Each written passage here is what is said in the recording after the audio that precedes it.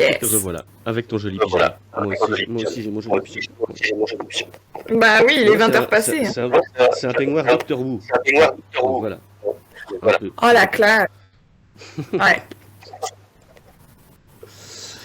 Bienvenue, Sohan. Bienvenue à toi. Merci. Et bonjour à Mange ta galette qui nous rejoint sur le chat. Première fois sur le chat, bienvenue à toi. Installe-toi, prends un cookie. Et tu peux te présenter en quelques mots, Sohan, et voilà, dire un peu d'où tu parles, Sohan. Tout à fait. Je vais me concentrer sur ce que vous connaissez déjà de moi sûrement et ce qui justifie ma présence ce soir. Du coup, j'interviens surtout, j'imagine, au titre de mon exercice de la naturopathie. Donc, je me présente désormais comme naturopathe repentie.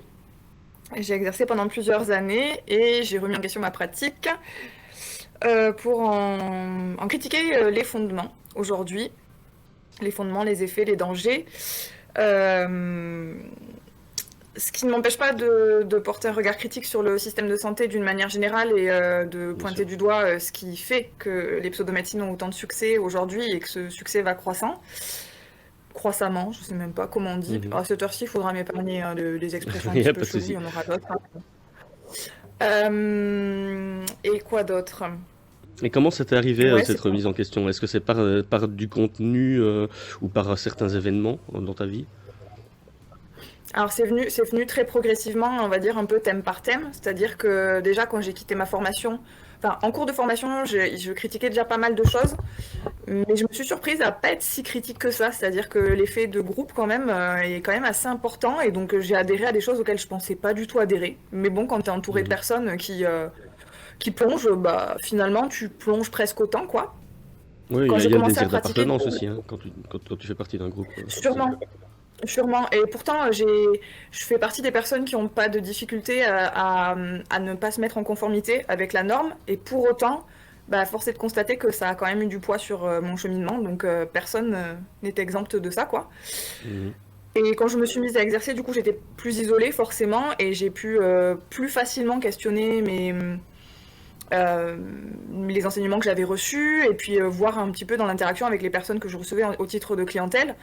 Et là, j'ai commencé à me détacher de certaines pratiques que je trouvais un petit peu étranges, ou à les utiliser beaucoup moins, on va dire. J'ai un peu fait à ma sauce. Et puis, au fur et à mesure des rencontres, des gens avec lesquels j'interagis, j'ai eu la chance d'échanger avec des personnes qui étaient beaucoup plus rationnelles que moi. En tout cas, je pensais l'être, mais visiblement, je ne l'étais pas tant que ça. Et donc, j'ai commencé à remettre en question des petites choses, petit à petit, à développer un peu mon esprit critique. Et le coup de massue, ça a quand même été la pandémie. Parce que là, j'ai vu les collègues naturopathes en fait tenir des discours que je trouvais, que j'aurais pu identifier avant, mais c'était passé inaperçu. Mais là, c'est devenu tellement visible, tellement gros. Là, j'ai dit non, enfin, c'est plus possible en fait là. Et ouais, je crois que cette pandémie a fait que dans les relations qu'on a un peu avec les gens, et on est beaucoup à avoir eu envie de faire quelque chose en fait. Voilà, moi c'est aussi pour ça que je me suis lancé sur Twitch, etc. quoi. Je pense qu'on est beaucoup à avoir réagi par rapport à ça. Ce qui m'a permis d'accéder à des contenus auxquels j'étais pas forcément confrontée avant, et du coup de nourrir aussi mon esprit critique et de développer des raisonnements moins fallacieux et de questionner un peu les fondements de tout ce qui m'entourait. Donc il me semble que tu as parlé, j'ai coupé mon micro pour saluer Garchon qui vient d'arriver sur le chat aussi. Voilà. Comme ça, je ne t'interromps pas. D'accord, donc je saurais que si tu fais ça, c'est normal. Ok. Voilà. Donc du coup, ça m'a permis d'accéder à des contenus qui m'ont permis de me questionner. Et puis, donc au titre professionnel, mais pas que. Du coup, j'ai remis en question énormément de choses. Et sur la vaccination, c'était intervenu un peu avant la pandémie, si je dis pas de bêtises. Moi, la notion du temps, c'est pas trop ça. Mais je me suis questionnée quand je me suis retrouvée dans la situation, par exemple, je me rappelle avoir taillé des ronces et avoir les avant-bras déchiquetés. Et là, je me suis dit, tétanos, peut-être, ça serait intéressant de regarder où j'en suis de la vaccination. Et je crois que ça faisait 16 ans que j'avais pas eu de rappel, quelque chose comme ça. Ah ouais. Et bien évidemment, j'avais c'est plus sur les bazars rouillés, le tétanos. Ah, ça peut être tout un tas de trucs. Ouais, ouais, ça peut Ouais, être les rosiers, enfin, c'est tout ce qui a un contact avec d'accord. la terre aussi, quoi. Donc, Ah oui, c'est ça, ouais. si tu jardines, tu peux choper le tétanos, quoi. Mm. Et bon, bah, du coup, je me suis renseignée là-dessus et je me suis dit, oh, je crois pas que j'ai vraiment envie de prendre ce risque. Et du coup, ça m'a amené à tomber sur des contenus sur la vaccination auxquels j'avais pas été exposée précédemment, parce qu'en naturopathie, bah, les contenus, ils sont clairement anti-vax et ça va avec le package, quoi. Donc ça fait partie des Ouais. choses que j'ai déconstruit petit à petit et maintenant, bah, j'ai plus du tout la même vision de ma pratique et c'est la raison pour laquelle j'ai abandonné cette pratique-là pour me reconvertir professionnellement. Voilà. Et donc tu t'es reconverti encore parce que tu fais plus. Ah, alors, est-ce que tu accordes encore un certain crédit à la naturopathie ou plus du tout? Bon, je pense au millepertuis par exemple, qui a eu des propriétés quand même assez fondées. Voilà. Ouais. Alors ça, c'est pas de la naturopathie. En fait, je fais une différence entre la discipline de la naturopathie et certains des outils. C'est-à-dire que la D'accord. naturopathie va valoriser par exemple l'importance de l'alimentation, certains outils de phytothérapie. Et ça, effectivement, c'est des choses dont on sait. Alors, la façon dont c'est présenté en naturopathie est clairement pas fondée. Mais on sait quand même que l'alimentation, ça joue dans l'état de santé, sur certains des paramètres en tout cas. En phytothérapie, il y a beaucoup d'études qui montrent l'intérêt de certaines plantes sous certaines formes, à certaines quantités. Mais la naturopathie, c'est pas ça. La naturopathie, c'est au-delà de ça. C'est une vision. Euh, c'est une espèce de dogme en fait, qui utilise certains de ces outils et d'autres encore. Et à ce titre-là, ça me pose problème. Par contre, on ne peut pas nier l'intérêt que ça a en termes d'effets contextuels, comme la plupart des pseudomédecines. Donc, effectivement, il y a des personnes qui en tirent des bénéfices, mais c'est pas pour autant que les outils en eux-mêmes, ils sont pertinents et qu'ils ont du sens. Donc, Mhm. aujourd'hui, c'est la posture que je vais avoir. Donc, non, la naturopathie en tant que telle n'a pas de crédit à mes yeux.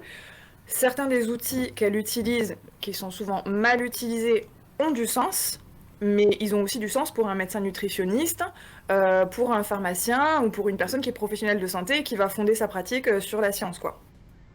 Ouais, ouais. Et donc ça, c'est un peu un appel à la nature permanent en fait. Comme c'est naturel, c'est Clairement. mieux. Ouais. Ouais. C'est une des bases de la naturopathie, c'est un des piliers de la naturopathie, c'est de revendiquer que ce qui est naturel est bon pour la santé, meilleur pour la santé. Bah, sans fondement. Il y a aussi un des autres piliers que je trouve particulièrement problématique dans la naturopathie, c'est celui qu'on nomme le causalisme, qui consiste à dire que en fait, on va guérir d'une maladie en agissant sur les causes, ce que la médecine conventionnelle ne ferait pas, Mhm. en partant du principe que les causes des maladies découlent du fait que nous ne respectons pas les lois naturelles, qui sont aussi appelées lois divines, qui serait à peu près universel et immuable et qui consiste à exprimer l'idée que on est forcément en bonne santé si on mange une alimentation naturelle, si on a une hygiène de vie irréprochable et une morale irréprochable aussi, parce qu'il ne faut pas oublier qu'il y Mhm. a quand même pas mal de fondements religieux là-dedans, et donc on sent en filigrane l'influence de la morale chrétienne dans les De la morale préceptes de la chrétienne, parce qu'on naturopathie. on retrouve Ouais. aussi un peu de tout ce qui est ésotérisme, bien-être, New Age, etc. Non? Enfin, en tout cas, le côté New Age utilise beaucoup la naturopathie. Ouais, c'est très compatible. En fait, la naturopathie, elle prétend avoir une définition, mais c'est très très large et il y a beaucoup de porosité avec d'autres techniques. C'est-à-dire qu'une personne qui est naturopathe, elle va avoir reçu des formations, elle peut avoir reçu des formations, enfin, les formations sont très variées et différentes et au-delà de ça, au-delà des outils de base, il y a énormément d'autres outils qui peuvent s'ajouter, des thérapies énergétiques, des thérapies accessoires, annexes.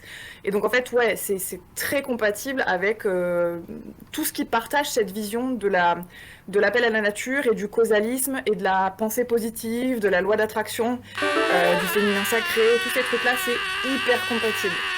Il y a une personne qui nous suit. Ouais, formidable.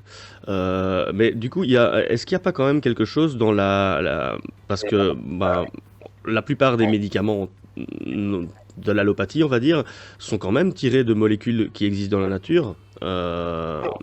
Mais donc ils vont isoler le principe actif qu'ils cherchent et n'utiliser que celui-là. Dans la naturopathie, si je ne me trompe pas, il est beaucoup mis en avant la synergie entre les molécules, justement, entre les différentes molécules qu'on retrouve dans la nature et qu'on retrouve justement pas dans les médicaments. Qu'est-ce que tu peux dire là-dessus? Alors déjà, je te le signale parce que tu le sais peut-être pas, mais le terme d'allopathie, c'est un terme qui est exclusivement utilisé par les personnes qui sont dans les croyances des pseudomédecines Mhm. pour qualifier la médecine conventionnelle de manière péjorative. Donc du coup, D'accord. c'est un terme qui est très connoté et tout le monde le sait pas. Et moi, j'ai mis longtemps à l'intégrer parce que c'est un terme que j'ai beaucoup utilisé aussi. Sur cet aspect synergique, il est souvent pas fondé sur grand-chose en fait, parce qu'on va parler du totem des plantes, c'est comme ça qu'on appelle Ouais. la complexité, la diversité des principes actifs. Et c'est en fait la plupart des personnes qui parlent de ça n'ont jamais lu une étude sur le sujet, ne connaissent pas les composants et les principes actifs des plantes. C'est plus quelque chose qu'on dit par principe. Parce que moi-même, je l'ai répété de manière systématique parce qu'on me l'a dit de manière très dogmatique. Et en fait, personne n'a jamais vraiment pris le temps de regarder ça. À savoir qu'effectivement, il y a beaucoup de traitements médicamenteux dont les principes actifs sont extraits des plantes.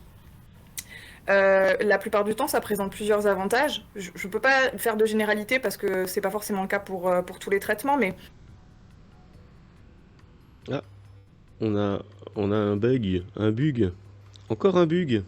la plupart du temps, ça Ah, permet d'isoler le principe actif dont on on a sait une petite qu'il coupure, va agir Solal. sur la cause ciblée. Alors qu'à l'inverse, dans la plante, il peut y avoir d'autres composants qui peuvent agir sur d'autres aspects. Ah, pardon. Non, C'est-à-dire non, que j'étais bah, ne dans un t'excuse pas, monologue, c'est ça? J'étais toute c'est seule. pas ta faute, hein. C'est Internet Ah, qui a fait qu'est-ce qu'il qui y a eu se une passe? petite coupure. Non, il y a eu juste une Non, mais petite c'est saute, peut-être pour ma une connexion petite qui est pas coupure dans ta terrible voix. aussi. Donc si tu peux reprendre genre Ok. deux phrases plus sur ce que Euh, tu étais en train de dire. ouais, l'idée que je voulais exprimer, c'est que les traitements médicamenteux qui sont issus des plantes, la plupart d'entre eux, ils ont plusieurs avantages. Le premier, c'est que ça permet d'isoler le principe actif précis qu'on veut par rapport à la pathologie ciblée, et donc Mhm. d'écarter les autres principes actifs qui peuvent présenter des effets secondaires ou une certaine toxicité. Donc ça a aussi cet avantage-là. Ça permet aussi de doser plus convenablement parce qu'en Ouais, phytothérapie, il y a peu de personnes qui utilisent ce qu'on appelle des extraits titrés. C'est-à-dire que c'est des préparations donc, qui sont faites en laboratoire, donc on s'éloigne de la dimension naturelle de la chose, mais c'est une préparation à base de plantes pour laquelle on sait indiquer avec précision pour une gélule ou telle dose de produit, on sait qu'il y a tant de grammes ou de milligrammes ou de pourcentage du principe actif précis qu'on a identifié. Donc en fait, c'est la même logique que ce qu'on va trouver dans les médicaments qui, eux, sont pris en charge par la sécurité sociale, quoi. mhm. Donc, moi, je Mais sais qu'à justement, titre je parlais personnel, la phytothérapie, j'utilisais beaucoup cette forme-là parce que justement, je trouvais ça beaucoup plus pertinent en termes d'effet. Du coup, ouais. ça a plus grand intérêt par rapport à un traitement médicamenteux, quoi. Mais justement, je parlais du millepertuis avant parce que justement, il me semble avoir entendu que sur ce truc, sur cette plante-là particulièrement, il y avait une synergie qu'on n'arrivait pas à reproduire en isolant des molécules. Euh, voilà. Ah! Alors ça, je n'étais pas au courant. Par contre, une chose qu'on peut préciser et Quand on isole les pour lesquelles molécules à les part, ce n'est jamais aussi efficace qu'en prenant le produit en fait, qu'en prenant la Ok, plante.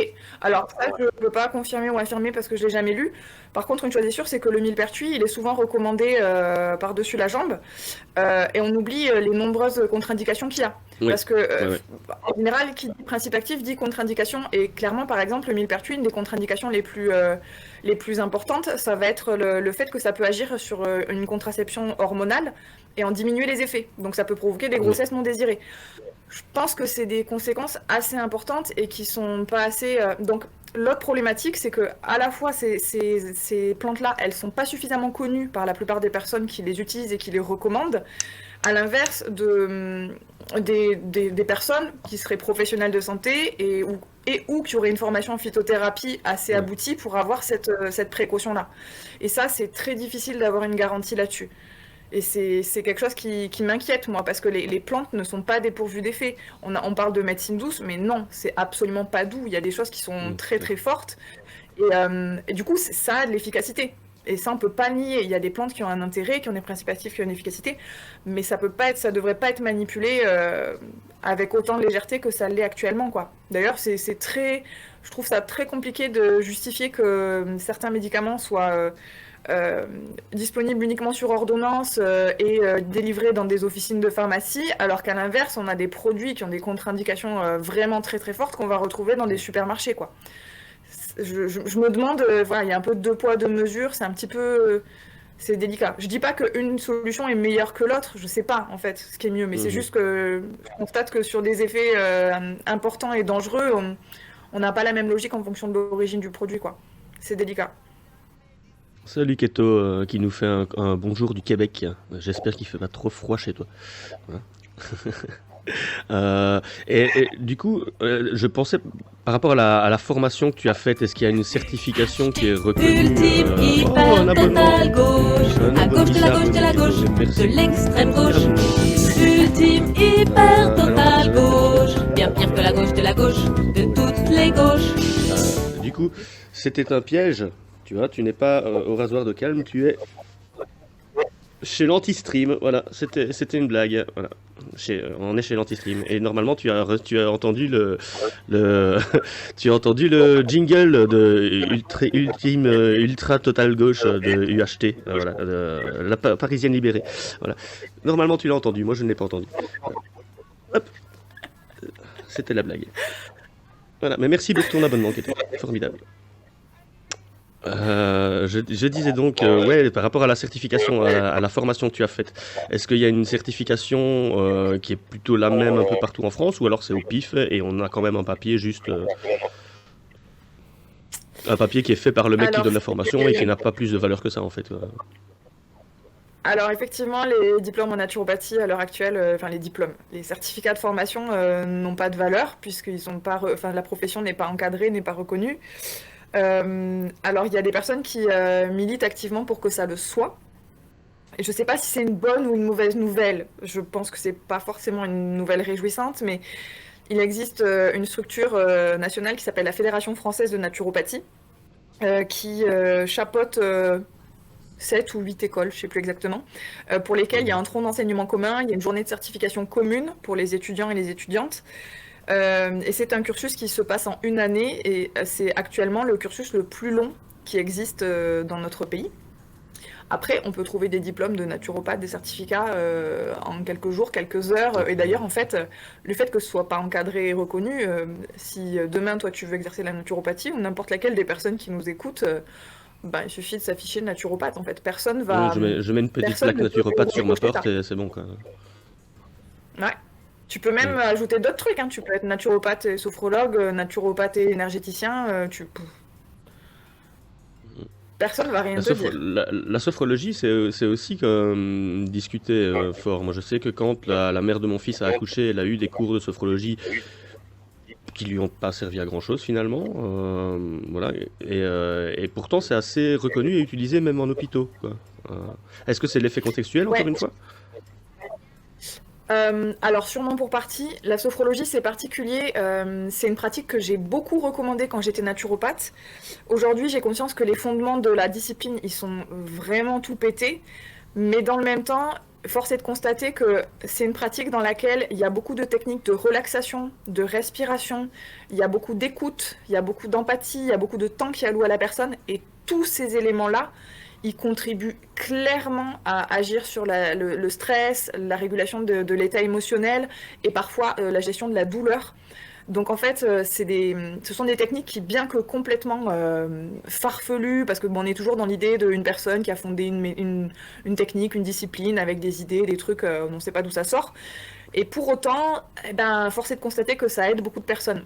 Donc le jugement que j'aurais sur la sophrologie, il serait plus... peut-être pas nuancé, mais il serait moins critique que celui de la naturopathie, dans le sens où, certes, ça peut détourner des personnes d'un vrai suivi par une personne qualifiée en psychiatrie, en psychologie ou ce genre de choses, mais pour beaucoup de personnes, pour conférer de la détente et apprendre à gérer ses émotions, c'est quand même assez chouette. Donc c'est ennuyeux, c'est toujours délicat comme sujet. Ouais. J'ai un camarade, moi, qui est parti soigner une dépression ou quelque chose comme ça en partant au Pérou et en allant prendre de l'ayahuasca. Voilà. Il est revenu assez changé. Je ne l'ai plus vraiment reconnu comme avant. Quid de ces trucs-là qui apparemment chez certaines personnes fonctionnent, mais comme c'est pas encadré non plus, voilà, qu'est-ce qu'on pourrait faire par rapport à ça? Alors, je dois dire que j'en ai entendu parler, mais que je sais pas exactement ce que ça recouvre. Je sais pas exactement ce que ça recouvre en termes de produits, de principes actifs, de Oui. rituels ou de... Voilà, je sais pas trop. Ça sonne étrange à mes oreilles. En tout cas, je vois pas comment ça peut soigner une dépression. En tout cas, je sais pas combien de temps il a alloué à ce truc-là. Enfin, peut-être un état mélancolique, un état de déprime ou un état de remise en question, ce que tu veux, mais soigner une dépression comme ça, presque en claquant des doigts, ça serait vraiment chouette. Je pense qu'on serait nombreux et nombreuses à vouloir bénéficier d'un truc pareil et ce serait quand même assez dommage qu'on n'en profite pas. Ouais. Ouais, bah ouais, Mais c'est tant mieux, c'est après, vrai que. tant mieux pour lui, si ça lui a fait du bien, ça lui a fait du bien. En fait, c'est le problème avec beaucoup des pseudomédecines, c'est qu'il y a toujours des personnes à qui ça va faire du bien. Moi, dans ma pratique, je sais que j'ai accompagné énormément de personnes à qui j'ai fait du bien, qui sont très reconnaissantes de l'accompagnement que je leur ai procuré. Et je suis satisfaite du fait que j'ai soulagé certaines souffrances, que j'ai pu aider des personnes à aller vers du mieux. Mais dans le même temps, la problématique, c'est surtout que ça contribue à donner du crédit à des pratiques et des disciplines qui potentiellement, le jour où il y a vraiment un problème, vont t'éloigner des solutions efficaces et éprouvées. Parce que bah ouais, quand tu vas pas trop mal, t'as des petits maux de ventre ou quoi, tu vas avoir une naturopathe qui va t'expliquer des trucs à manger, à pas manger, et tu vas dire ah trop bien, ça va mieux, alors que c'est des trucs juste basiques. Bah, le jour où on t'annonce un cancer ou quoi, et que tu vas avoir ce petit appel de la nature qui pointe comme ça là, ben tu seras peut-être tenté de pas écouter l'oncologue et de dire bah ouais, mais si ma naturopathe elle me dit qu'elle peut me soigner parce qu'elle a un programme à base de cure de jus, de purge et d'alimentation vivante. Voilà, et c'est des cas qui existent. Et en fait, je sais pas quantifier ces cas-là, mais pour moi, un seul cas, c'est un cas de trop. Et j'ai vu des personnes comme ça en consultation, et dans le même temps, je reconnais que ma pratique, elle a pu aider certaines personnes, mais je vois aussi que la naturopathie, ça contribue aussi à éloigner d'une chance de guérison qui passe parfois par la chirurgie. J'ai des personnes qui sont venues me voir pour éviter des chirurgies. Voilà, il y a ce type de demande. Il y a des demandes vraiment des personnes qui m'ont demandé comment substituer par des plantes un traitement à base d'insuline ou comment substituer des hormones thyroïdiennes de synthèse par des plantes. Voilà. Ok. Et comment tu fais quand tu as ce genre de demande? Est-ce que tu dois vraiment tout réexpliquer, que c'est pas possible, voilà, ou... Alors là, je peux parler que de moi et de ma pratique, parce que ça se passe différemment chez chaque personne, parce qu'on a des formations différentes et on a des visions différentes du truc. Moi, j'ai passé énormément de temps en consultation à faire renouer mes clients et mes clientes avec la médecine conventionnelle. Ça paraît complètement contradictoire, mais en fait, j'ai jamais autant œuvré pour faire regagner confiance en la médecine conventionnelle que quand j'étais naturopathe. Parce que j'avais des personnes qui étaient clairement sorties du circuit médical et à qui je devais expliquer que non, il n'y a pas de solution alternative à ce type de traitement et que ce que je pouvais proposer, c'était un accompagnement éventuellement pour rééquilibrer l'alimentation, regarder un petit peu en termes d'hygiène de vie ce qu'on peut faire, mais il n'y a pas de complément alimentaire magique, contrairement à ce que certaines personnes vont prétendre. Et il y a des personnes pour qui c'est une manne financière, qui sont pas forcément mal intentionnées. Je voudrais préciser aussi, c'est que les personnes qui promeuvent ce genre de thérapie, elles ont la croyance que c'est vraiment quelque chose qui va bénéficier aux personnes qu'elles accompagnent. Elles y croient énormément. Et donc, elles transmettent aussi cette confiance auprès des personnes qu'elles accompagnent. Et moi, j'ai essayé aussi, du coup, de transmettre la confiance que je n'avais pas moi-même dans la médecine conventionnelle auprès des personnes que j'accompagnais et qui étaient sorties du circuit médical, et de leur présenter l'intérêt d'une chirurgie qu'elles voulaient refuser, parce que y a des choses... voilà, il y a des lésions cancéreuses, des trucs, ça va pas partir tout seul. En fait, il y a des moments... non, une alimentation saine va pas faire disparaître ton cancer en claquant des doigts, quoi. Donc c'est hyper délicat. En tout cas, moi je sais que ça a été un truc qui m'a mis beaucoup mal à l'aise dans ma pratique et qui m'a fait prendre conscience aussi de cette crise de confiance qu'il y a envers la médecine conventionnelle et que je vivais moi-même, et c'est un des facteurs qui a fait que je suis arrivée dans la naturopathie aussi. C'est une des choses que je continue à critiquer aujourd'hui parce que j'ai pas changé d'avis sur le sujet, parce que je vois pas comment je pourrais changer d'avis, parce que mon parcours il est toujours le même, les personnes qui m'entourent elles vivent toujours les mêmes choses dans le circuit médical, les dizaines et centaines de consultants et consultantes que j'ai eu en naturopathie m'ont raconté des choses terribles qui devraient pas arriver en fait dans le circuit de la médecine. Et donc j'essaye de valoriser les méthodes scientifiques et la médecine conventionnelle tout en critiquant la façon dont elle est pratiquée et en pointant du doigt ses limites, les discriminations, les abus, les interactions qu'il peut y avoir avec des laboratoires, ce genre de choses, tout ce qui fait qu'aujourd'hui les personnes n'ont plus confiance dans leurs médecins. Et je les comprends. À raison parfois, oui. C'est ça. C'est ça, mais et du coup, c'est... Quand on voit la violence on peut pas médicale, la juste- violence psychiatrique, c'est des choses qui rebutent énormément, quoi. Mais clairement, moi je suis pas étonnée d'avoir eu quasiment que des femmes en consultation. Enfin, faut voir comment les personnes qui sont des femmes ou des personnes sexisées sont traitées par la médecine. Enfin, franchement, il y a de quoi rester chez soi en train de crever plutôt que de demander l'aide à un médecin parfois. Et Même, du coup, même ces personnes... vis-à-vis, même de la part de médecins femmes? Oui, mais oui. Oui. Le sexisme n'est pas l'apanage des hommes, hein. Il y a beaucoup de violences médicales, y compris le fait des femmes. Après, à leur décharge, ces femmes, elles sont pas plus responsables que les hommes. Elles évoluent dans une société patriarcale et le milieu médical, il est particulièrement misogyne. Il y a quand même la culture carabine. Il y a une tribune qui est parue dans Le Monde il y a quelques jours justement à ce sujet, des associations de patients et de médecins qui dénoncent la culture carabine, les fresques pornographiques, sexistes, misogynes qu'on va trouver dans beaucoup de centres hospitaliers. C'est un univers dans lequel, je pense, ces femmes-là, pour s'intégrer, déjà, elles subissent déjà elles-mêmes le sexisme. Et peut-être, malgré elles, elles sont amenées à avoir des postures hyper sexistes parce que c'est comme ça que ça se passe dans la médecine, quoi. À Donc elles sont pas reproduire, en plus fait, à tout blâmer que les simplement. hommes. Ouais, mais clairement. Il y a Rakamel qui avait une question.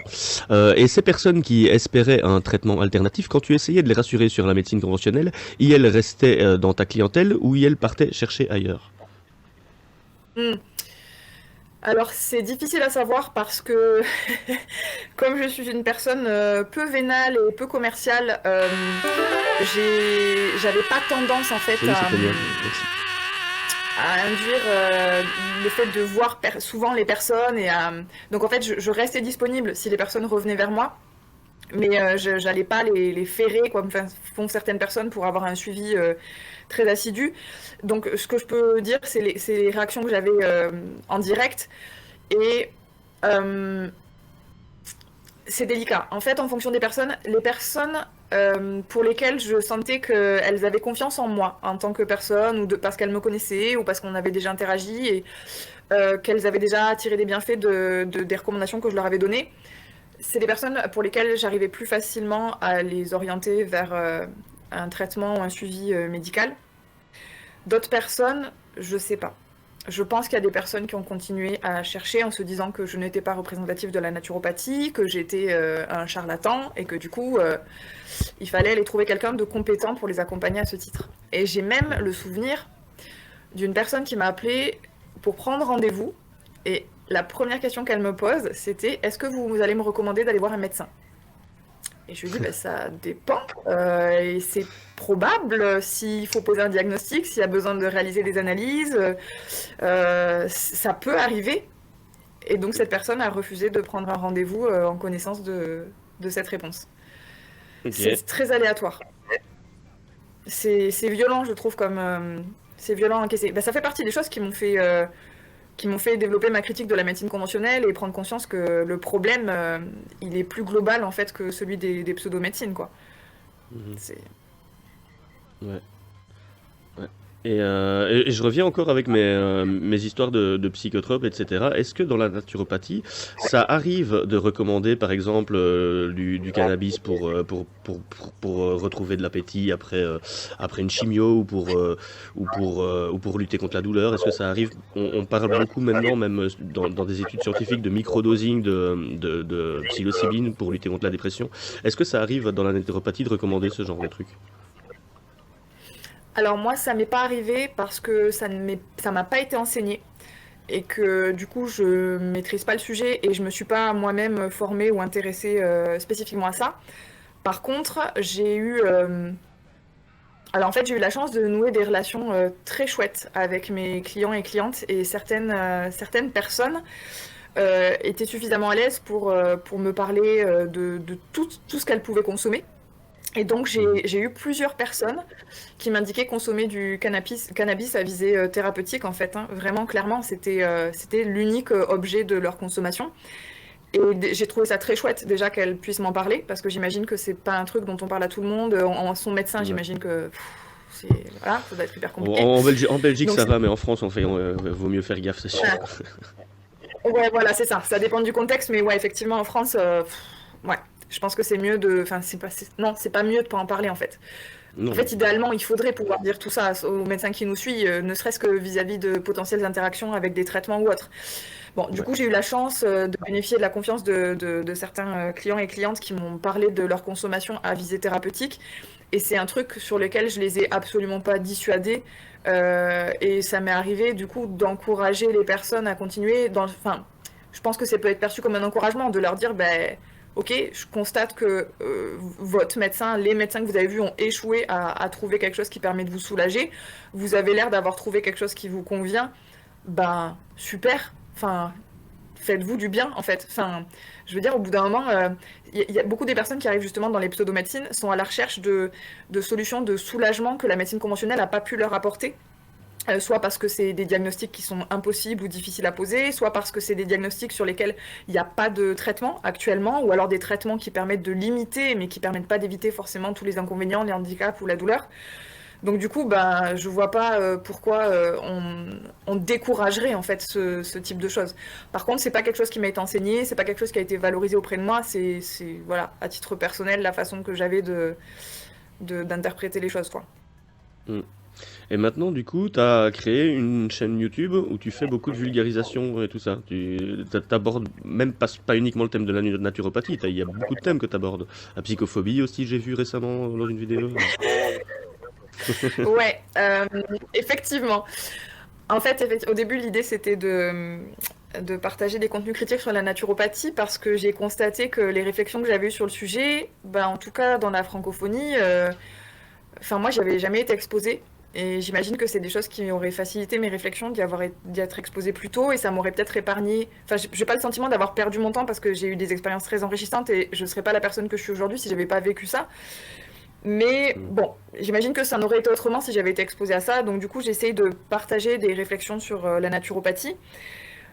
Effectivement, ça m'est arrivé de parler récemment de psychophobie parce que c'est un sujet qui me tient à cœur et que en intégrant un petit peu l'univers de la zététique, les milieux sceptiques, ben j'y ai été confrontée de la même manière qu'ailleurs, hein, mais de manière sûrement plus contre-productive qu'ailleurs.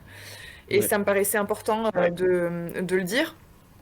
Donc ouais, c'est des choses que j'ai dites. Après, je parle aussi souvent d'alimentation végétale. C'est une des choses en fait qui m'ont amenée à la naturopathie, à savoir que moi je peinais en fait à être dans une relation de confiance avec les médecins puisque comme beaucoup de personnes végé, si le moindre truc on te répond ah mais il faut manger de la viande.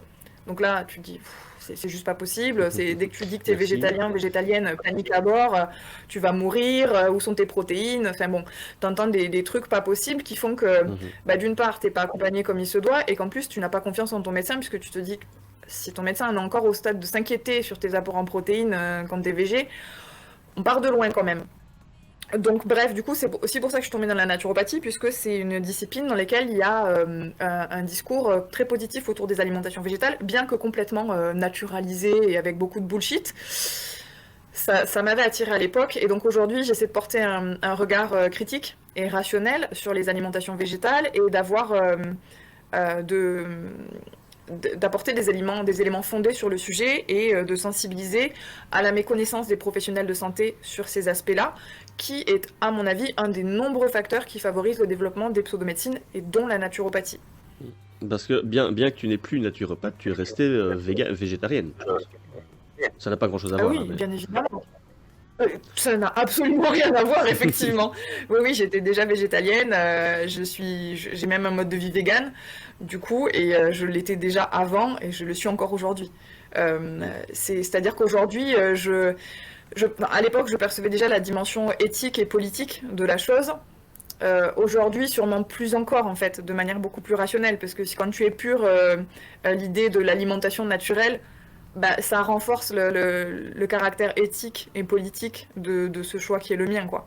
Donc Ouais. j'insiste aussi sur ce point et j'essaie de mettre à mal un peu tous les clichés qu'il peut y avoir sur l'alimentation végétale et qui sont euh, tristes. Ouais, on va dire tristes. Mm. Et donc, tu vas même faire une petite conférence bientôt. Je pense qu'on va se croiser en avril, si je ne me trompe pas.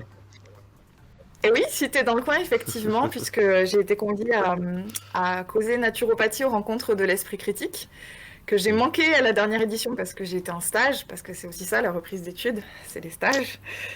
Et du coup, ouais, je suis assez contente de ça. J'avais eu l'occasion de donner une conférence sur le sujet aussi auprès du collectif Rasoir Doc, qui est un collectif sceptique toulousain, Ouais. qui m'avait donné la parole il y a quelques mois, et ça avait été une très chouette expérience, donc je doute pas que ça le soit aussi aux rencontres de l'esprit critique à Toulouse. En plus, Oui, je oui, suis non, déjà dans la place, donc... on a passé un très chouette moment en septembre et je pense que ça va être pas mal là aussi. Ouais, ça s'annonce bien. Ouais, il n'y a pas de Tout à bar par fait. contre, ça c'est un peu triste quoi. Faut que tu amènes tes propres provisions. Ah oui, c'est ça. Ouais, ouais.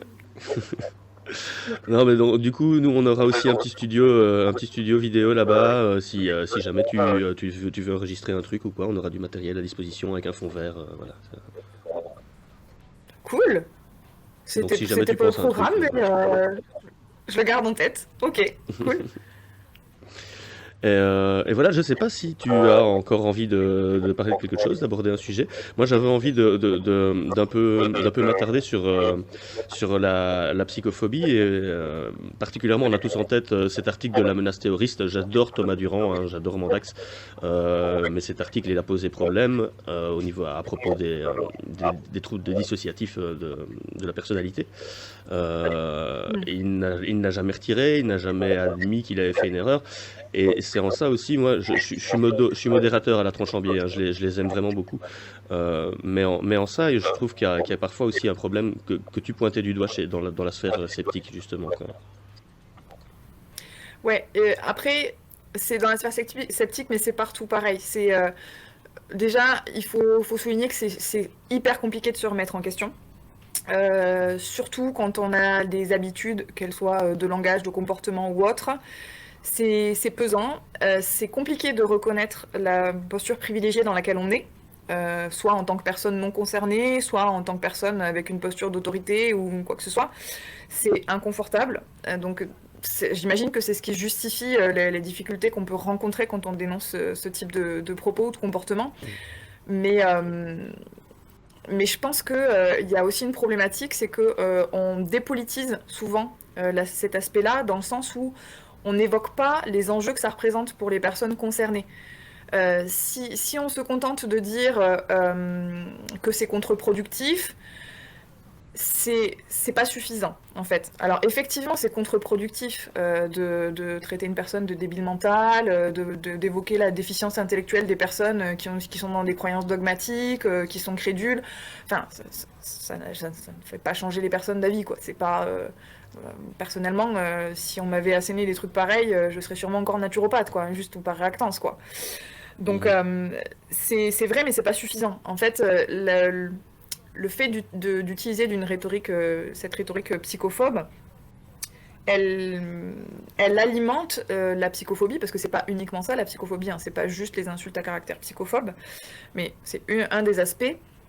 Ça alimente la psychophobie qui fait qu'aujourd'hui, dans notre pays, comme sûrement ailleurs, mais bon, après moi je vais parler de ce que je connais, de ce que j'expérimente au quotidien, les personnes qui sont atteintes de troubles psy sont discriminées, notamment dans l'accès aux soins, dans tout un tas d'autres domaines, et beaucoup d'entre elles ne se considèrent pas comme malades, ou si elles sont malades, ne souhaitent pas bénéficier de traitement parce que c'est mal vu. Elles ont tendance à minimiser leurs conditions, elles ont tendance à... Ça, c'est un truc qu'on retrouve aussi beaucoup dans la pseudomédecine, hein, parce que j'en parle sur la zététique, mais en pseudomédecine aussi, on aime bien... il faut pas étiqueter les gens, en fait. Mais pourquoi tu t'étiquettes bipolaire ou autiste? Non, non, tu es plus que ça. Oui, effectivement, les personnes qui ont des troubles psy sont plus que leurs troubles psy. Mais nier l'existence du trouble psy, c'est aussi psychophobe. Donc, Ouais. en l'occurrence, c'est bien de le reconnaître, mais c'est pas une insulte, c'est pas un qualificatif qui est réservé à la crédulité de certaines personnes, au fait que des personnes adhèrent à des croyances complètement loufoques. Ça n'a rien à voir avec leur pathologie, avec leur état psychologique, et ça rend pas service aux personnes concernées qui, Mm. elles, galèrent pour faire entendre leurs conditions et pour être acceptées comme telles sans être perçues comme étant des personnes mauvaises, des personnes incompétentes, des personnes inintéressantes, des personnes qui sont des boulets, des personnes qui comprennent rien, des personnes qui sont dangereuses aussi. Parce que ça Mhm. aussi, c'est souvent perçu comme de la Dans les dangerosité, films, le trouble beaucoup, psy. quand on parle de schizophrène ou quoi, voilà, on parle de schizophrénie dans les films, Exactement. on est tout le temps en train de se planter, on parle d'un psychopathe alors que c'est pas le cas. Enfin bon, Exactement. Et c'est sur le fil, hein, parce que dans le discours zététique, on trouve aussi, enfin, cette dimension psychophobe, elle alimente aussi cette idée-là, parce que il y a une dangerosité des pseudosciences, des pseudomédecines avérées, et faire le lien avec des troubles psy, c'est aussi présumer de la dangerosité des personnes qui sont atteintes de troubles psy. Et c'est vraiment problématique, Ouais. quoi.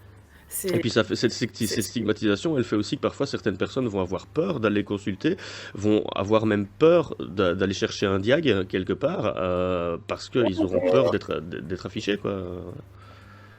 Ah mais clairement, moi pour te dire, en naturopathie, très régulièrement, parce que j'ai pas de formation de psychologie, psychothérapie, c'est pas mon domaine. Alors j'arrive à me poser dans une posture d'écoute et à essayer de me dégager de beaucoup de jugements et à essayer d'être en empathie avec les personnes avec lesquelles j'interagis, particulièrement dans le cadre professionnel, mais je suis pas psy. Et j'ai été amenée à recueillir des paroles et des parcours de vie lourds, enfin vraiment des choses très très lourdes qui auraient justifié un accompagnement par un professionnel de la psychologie ou de la psychiatrie. Et j'ai eu toutes les difficultés du monde, même en douceur, à essayer de faire prendre conscience aux personnes concernées de l'intérêt d'une prise en charge. J'ai entendu un nombre de fois incalculable, non mais je suis pas folle. Et c'est vraiment problématique, quoi. Et quand bien même vous seriez folle, c'est quoi le problème? Déjà, on n'a pas besoin d'être fou pour avoir besoin d'aide de la part d'un professionnel psychiatre ou psychologue. Et quand bien même on le serait, c'est quoi le problème, en fait? Je me pose une question. C'est quoi la définition du mot fou? Je vais aller voir sur Wikipédia, vite fait. Alors là, ouais, ça peut être intéressant. La définition commune ou la définition médicale, ou parce que j'imagine qu'il y a plein de... J'imagine que médicalement, justement, on parle pas de fou, on définit plutôt les pathologies. Fou, ça englobe, tu vois, c'est ça qui est un peu... Oui. J'imagine que ça... que ça doit définition du Larousse, qui a perdu la raison, qui est atteint de troubles mentaux. Mais déjà, atteint de troubles mentaux et perdu la raison, pour moi, c'est déjà fort différent, en fait. Oui. Ça montre la porosité de la psychophobie dans le langage courant, en fait. Parce que on peut perdre la raison pour tout un tas de raisons qui n'ont rien à voir avec des troubles mentaux. Hein. Un état émotionnel intense peut faire perdre la raison. Une détresse, une tristesse énorme suite à un deuil il y a plein de choses qui peuvent, c'est pas des troubles mentaux et tu peux perdre la raison pour autant, quoi. Donc ouais, il y a, je pense que c'est triste de stigmatiser la folie comme étant quelque chose de problématique, de dangereux. Et je pense qu'on pourrait se contenter en fait de pointer du doigt l'irrationalité de certains raisonnements, la crédulité de certaines personnes, la dangerosité de certains discours, sans forcément utiliser du coup cette rhétorique psychophobe qui dessert d'une part le propos et la critique, et en même temps va alimenter des choses qui sont hyper nuisibles aux personnes concernées, quoi. Ouais. Il y a Septenia qui dit dans Alice au Pays des Merveilles, we are all mad here. Ouais, c'est ça, on est tous un petit peu fous. Mais c'est vrai qu'il y a aussi des personnes qui, ce terme de folie, le mettent fort en avant. C'est peut-être pas l'idéal non plus, en fait, quoi, de revendiquer et de mettre ça en avant. Bah, de la même manière qu'il y a des personnes qui se qualifient de dépressives dès qu'elles ont un chagrin passager, c'est problématique aussi. La dépression, c'est une pathologie. Ou des personnes Mhm. qui vont dire je suis d'humeur schizophrène. Non, on n'est pas d'humeur schizophrène, c'est une pathologie. Ou des personnes qui vont qualifier d'autres personnes de paranoïaques, c'est problématique aussi. La paranoïa, c'est Mhm. quand même un état bien particulier.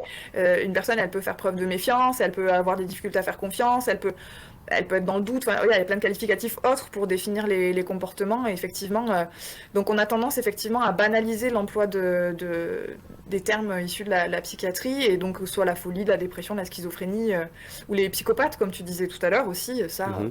on entend à toutes les sauces aussi, quoi. Et c'est vraiment problématique. Ça vide de sa substance le terme même, et ça se fait au détriment des personnes concernées finalement. Du coup, c'est la double peine. Déjà, tu te trimbales un trouble psy, et puis derrière, le bagage qui va derrière, que ce soit les discriminations, les difficultés d'accès aux soins, et le lot de clichés qui vont avec, quoi. C'est assez injuste, je trouve. Mhm. Et j'ai un petit peu Ouais, du c'est mal clair. avec les injustices. Non, c'est vrai, on n'avait pas remarqué. À peine. Euh, alors, je vais répondre à Keto. Ouais, il y aura la VOD, il y aura la rediff qui sera dispo pendant à peu près 2 mois sur Twitch. Après, je les enregistre et il faudra que je prenne le temps de toutes les remettre sur ma chaîne YouTube, mais c'est pas encore le cas, quoi. Il faut que je commence par la première, qui était sur la physique quantique, je crois, avec Alice, enfin avec une nana du comité para. Et il y en a une dizaine qu'il faut que je fasse avant d'arriver à celle-ci. Donc, pour YouTube, ce sera pas pour tout de suite, mais elle sera quand même dispo pendant 2 mois sur Twitch, dans les rediffs Twitch. Voilà. Poum, poum. Les diagnostics sont toujours remis en question par tous les acteurs sociaux supposés aider. Euh, Ouais, Rakamel, je sais pas trop ce que tu veux dire par là. Je suppose que c'est une histoire de comportement non adapté, de délire et d'hallucination. Encore une fois, ouais, je lis les messages trop tard, donc je sais pas en rapport à quoi. En rapport à ce qui a été dit à quel moment. La Covid folie, peut peut-être. impacter. Ouais, sans doute. Puis elle dit aussi que la Covid peut impacter le cerveau, comme bien d'autres virus, la vieillesse. Certains courants revendiquent le mot folle. Voilà, elle dit beaucoup de choses. La dépression, c'est vraiment mal compris. Je suis en dépression depuis 3 ans et je n'arrive pas à faire comprendre ce que c'est à mon entourage. On me dit qu'il ne faut pas que je me laisse aller, alors qu'en fait, c'est comme dire à un cul de se lever et de marcher. Ouais, c'est tout à fait ça, c'est clair. Ouais. Ben, ouais, Force à toi, Septenia. ah ouais, non, plein de soutien. Et ça fait partie des choses qu'on retrouve aussi bien dans les pseudomédecines et un peu partout ailleurs, mais j'ai l'impression que c'est quand même très, très présent dans les pseudomédecines. C'est cette espèce de fausse bienveillance, de pensée positive à la con, où on t'explique que tout va bien aller, que si tu t'en donnes les moyens, tout va bien aller. Et là, pour le coup, c'est clairement dépathologiser la condition psy, et c'est hyper problématique, et des personnes passent à côté de chances de guérir, de soins. Et là, la situation qui est décrite, voilà, qui s'apparente sûrement à une dépression chronique, c'est des situations qui sont atroces à vivre et qui sont pas considérées comme telles, quoi. C'est des personnes qui Mhm. sont considérées comme fainéantes, et ça peut être très mal accueilli dans les pseudomédecines aussi. C'est pour ça qu'on parlait par exemple du millepertuis tout à l'heure. Bon, bah voilà, si tu vas voir une naturopathe, il y a de grandes chances pour qu'elle soit toute contente de te dire waouh, trop bien, moi j'ai une solution, je connais le millepertuis, c'est Mhm. antidépresseur. Euh, ouais, enfin bon, ça va pas suffire là. Voilà. Ça a beau avoir des effets, il y a des contextes où non, quoi. Quand on a besoin d'aide, on a besoin d'aide. Et c'est difficile de le demander dans un contexte où on passe son temps à entendre qu'il suffit de se bouger pour aller mieux. Donc Mhm. c'est Ouais, c'est insupportable. clair. C'est clair, et c'est une remarque que j'ai beaucoup entendue, hein, voilà. Même moi, quand j'allais pas super bien, je me la suis prise. Je pense que c'est tellement, c'est un cliché et c'est tellement répandu que, enfin.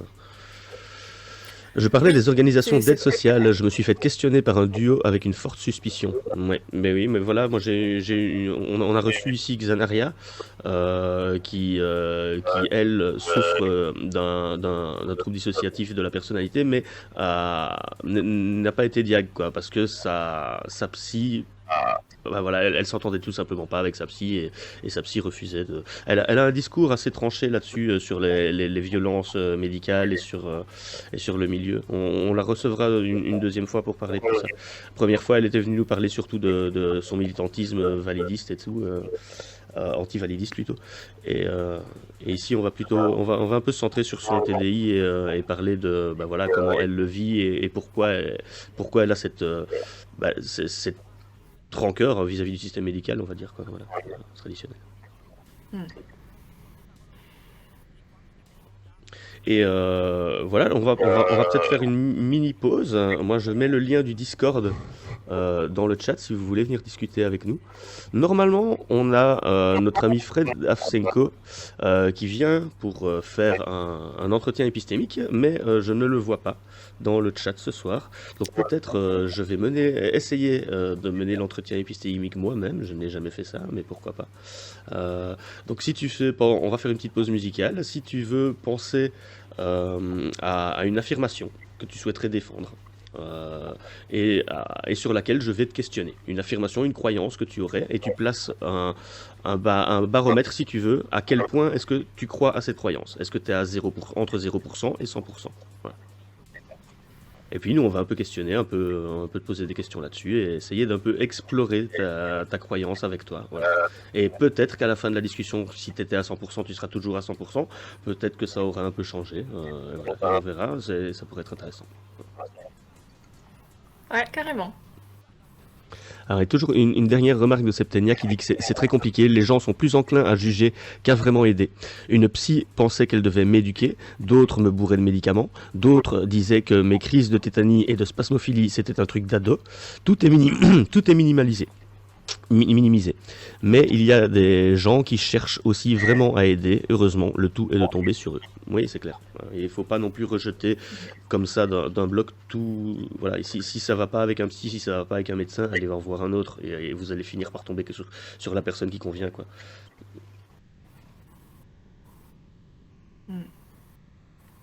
Pas évident. Ben non, c'est clair. On recevra aussi Psychoquack ici, Pedro de Psychoquack qui a une super chouette chaîne qui fait des vidéos de vulgarisation sur la psychiatrie et qui est vraiment excellent. Mais lui n'est jamais disponible en soirée, il n'est dispo qu'en journée, donc il faudra qu'on fasse ça un jour, une journée. Voilà. Mais c'est prévu. Voilà. Rakamel qui dit complètement, c'était à moi qu'on demandait des comptes sur quel test on m'avait fait passer, alors que le psychologue savait probablement mieux que moi quel test il me faisait passer. Bah oui. Bon bah je te laisse aller te servir un petit thé ou quoi et réfléchir à ton affirmation, Sohan. Dac. Yes, je coupe la caméra, je vais me trouver un truc à boire et cogiter. Ça roule. On se dit toutes. 5 minutes, 5-10 minutes de pause et puis on y retourne. Ouais, ça me va. Je suis là dans 5 À l'aise. minutes. Nickel.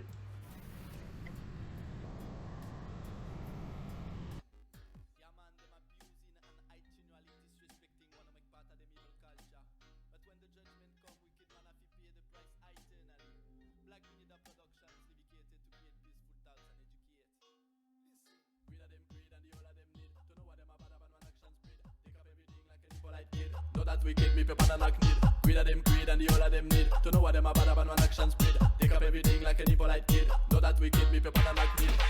When that villain a corrupt the zombies, some of them aspiration crumbles. While some of them are trying to conquer the sky. It needs be them people is wondering why. When Babylon a come, when Babylon a strike, yes I. Jaja tear them a down.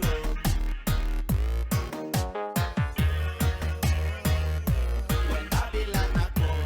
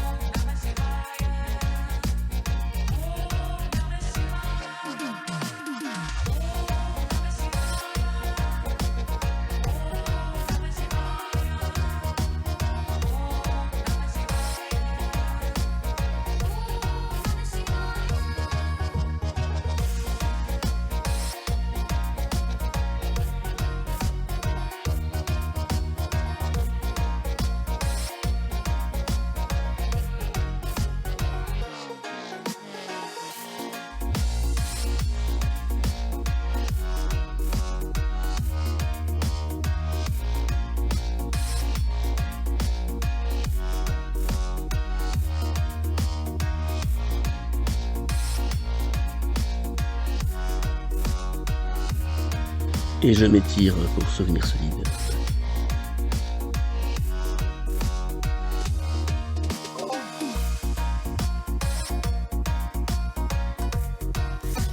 Je suis là à nouveau.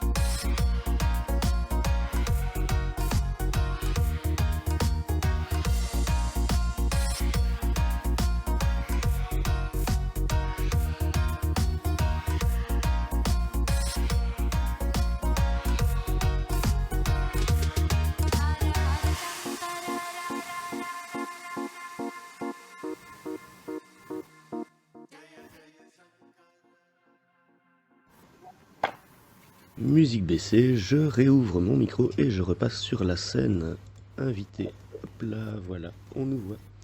Alors je vous remets le lien du Discord dans le chat.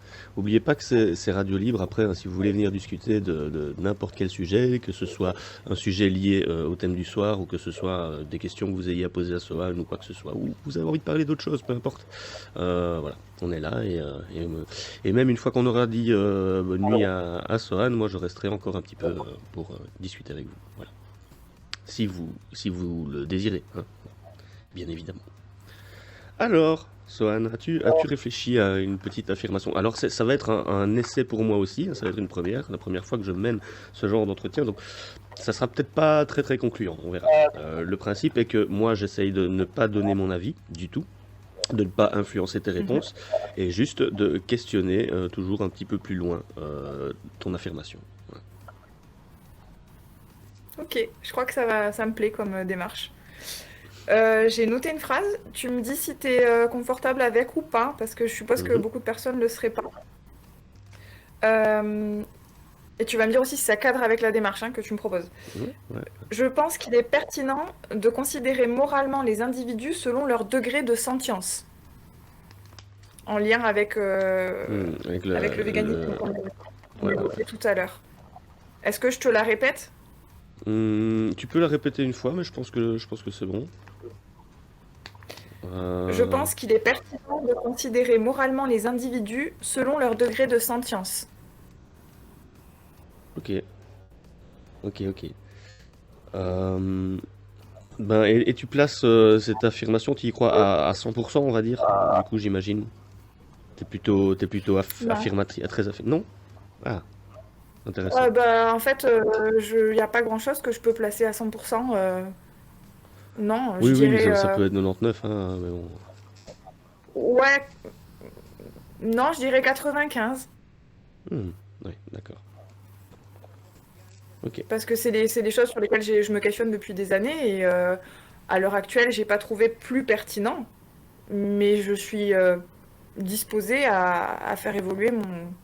Est-ce que tu aurais... est-ce que si, imaginons que tu sois né il y a 150 ans, 200 ans, est-ce que tu penses que cette affirmation garde toute sa pertinence? Ou même on remonte plus loin. Le terme de sentience n'existait pas. Le terme de sentience n'existait pas, donc le terme de sentience n'existait pas, la recherche actuelle sur la sentience n'existait pas. Donc la probabilité que j'ai ce discours il y a 150 ans, elle est Ouais. Alors très imaginons alors plutôt l'inverse, un futur où on aurait totalement collapsé, où on aurait dû se remettre à la chasse et à la cueillette peut-être pour pouvoir s'alimenter. Est-ce que dans ce cas-là, l'affirmation est toujours aussi valable? Ouais, j'imagine que oui, elle l'est. Oui, parce que parce que cette affirmation, elle induit pas... elle induit de considérer moralement les individus selon leur sentience. Elle ne dit rien de ce qui est juste à avoir en termes de comportement en fonction du contexte. C'est une intention morale. Et Donc du coup, dans un contexte où j'ai pas d'autre choix que de me nourrir avec de la viande, je reste en accord avec cette pensée-là. Et jusque où tu pousses la notion d'individu dans le vivant? Un insecte, ça reste un individu. Pour moi, un individu, pour moi, c'est un être vivant, effectivement. Et donc, le critère que je vais utiliser pour déterminer, pour adapter mon comportement, ça va être la sentience de l'individu. Ah oui, d'accord. Est-ce que ça répond à ta question ? Et donc en ça, c'est ça que tu fais la différence entre un être vivant végétal et animal, par exemple, c'est que le végétal n'aurait pas de sentience. C'est qu'il n'a pas de sentience, oui. À l'heure actuelle, il n'y a absolument aucun indice qui permette de penser que le végétal a une conscience et une sensibilité qui lui permet d'éprouver des expériences positives ou négatives. Et qu'est-ce qu'il en serait si on se rendait compte que le végétal a une sentience? Je reste en accord avec mes valeurs. Si la science finissait par prouver ça, qu'il y a bien une sentience dans le végétal et une souffrance, etc. Ça remet pas en cause le fondement de ma croyance, ça va juste me permettre d'adapter mes comportements en fonction de ça. C'est-à-dire minimiser l'impact que je vais avoir sur les végétaux dont on aurait démontré qu'ils sont sentients. À savoir en consommer le strict minimum ou, jusqu'à preuve du contraire, ne pas se nourrir, c'est mourir. Donc, oui. Ou mourir, ça peut être une option, mais c'est pas un truc que j'avais envisagé là tout de suite. Non. Mais ça remet pas en cause la croyance que j'ai, comme quoi la sentience c'est un critère qui permet de déterminer comment je me comporte vis-à-vis des individus, qu'ils soient végétaux ou animaux. Ok. Ouais, ça me semble compliqué de remettre ça en question parce qu'en fait, quel que soit le contexte dans lequel je pourrais te placer, l'affirmation reste valable en fait parce que c'est des convictions.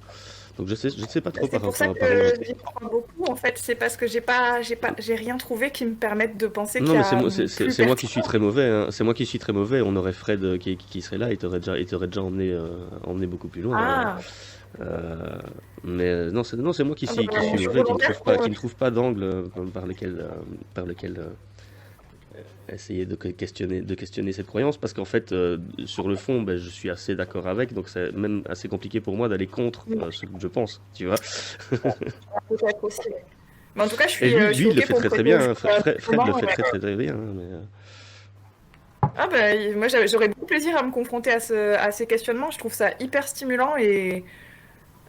Alors il a une chaîne Twitch, qui s'appelle Opinion sur rue avec un Discord. Je vais essayer de vous mettre le lien du Discord ici dans le chat. Les dimanches ou à peu près n'importe quand il y a des gens sur leur Discord, ils font des entretiens épistémiques dans le salon Discord. Parfois en live sur Twitch, parfois pas. Où est-ce que je l'ai foutu? Nom d'une pipe. Si c'est un sujet qui l'intéresse, en tout cas, je suis volontaire pour l'évoquer, parce que à titre perso, je trouve ça hyper intéressant. Donc, si ça peut intéresser d'autres personnes, je me prête au jeu volontiers. Ouais, on te réinvitera à la limite une fois qu'on aura bien arrangé le truc avec Fred. Mais je ne tombe plus. Ah si, voilà, le voilà. Hop, Opinion sur rue. Inviter les gens. Expire jamais. Hop, illimité, générer un nouveau lien, copier, et je vous le mets dans le chat. Et oui, je te l'envoie aussi à toi dans le chat live du Discord, du coup, si tu veux rejoindre. Ok, yes. Merci. Hop, voilou. Et c'est vraiment très très intéressant ce qu'ils font. Et ils font ça beaucoup mieux que moi. Du coup, je vais quand même un peu réfléchir.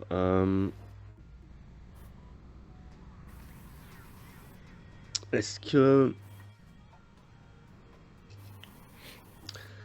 Quel autre critère que la sentience chez un être vivant on pourrait mettre pour décider si on a le droit de choisir de son destin ou pas, en fait.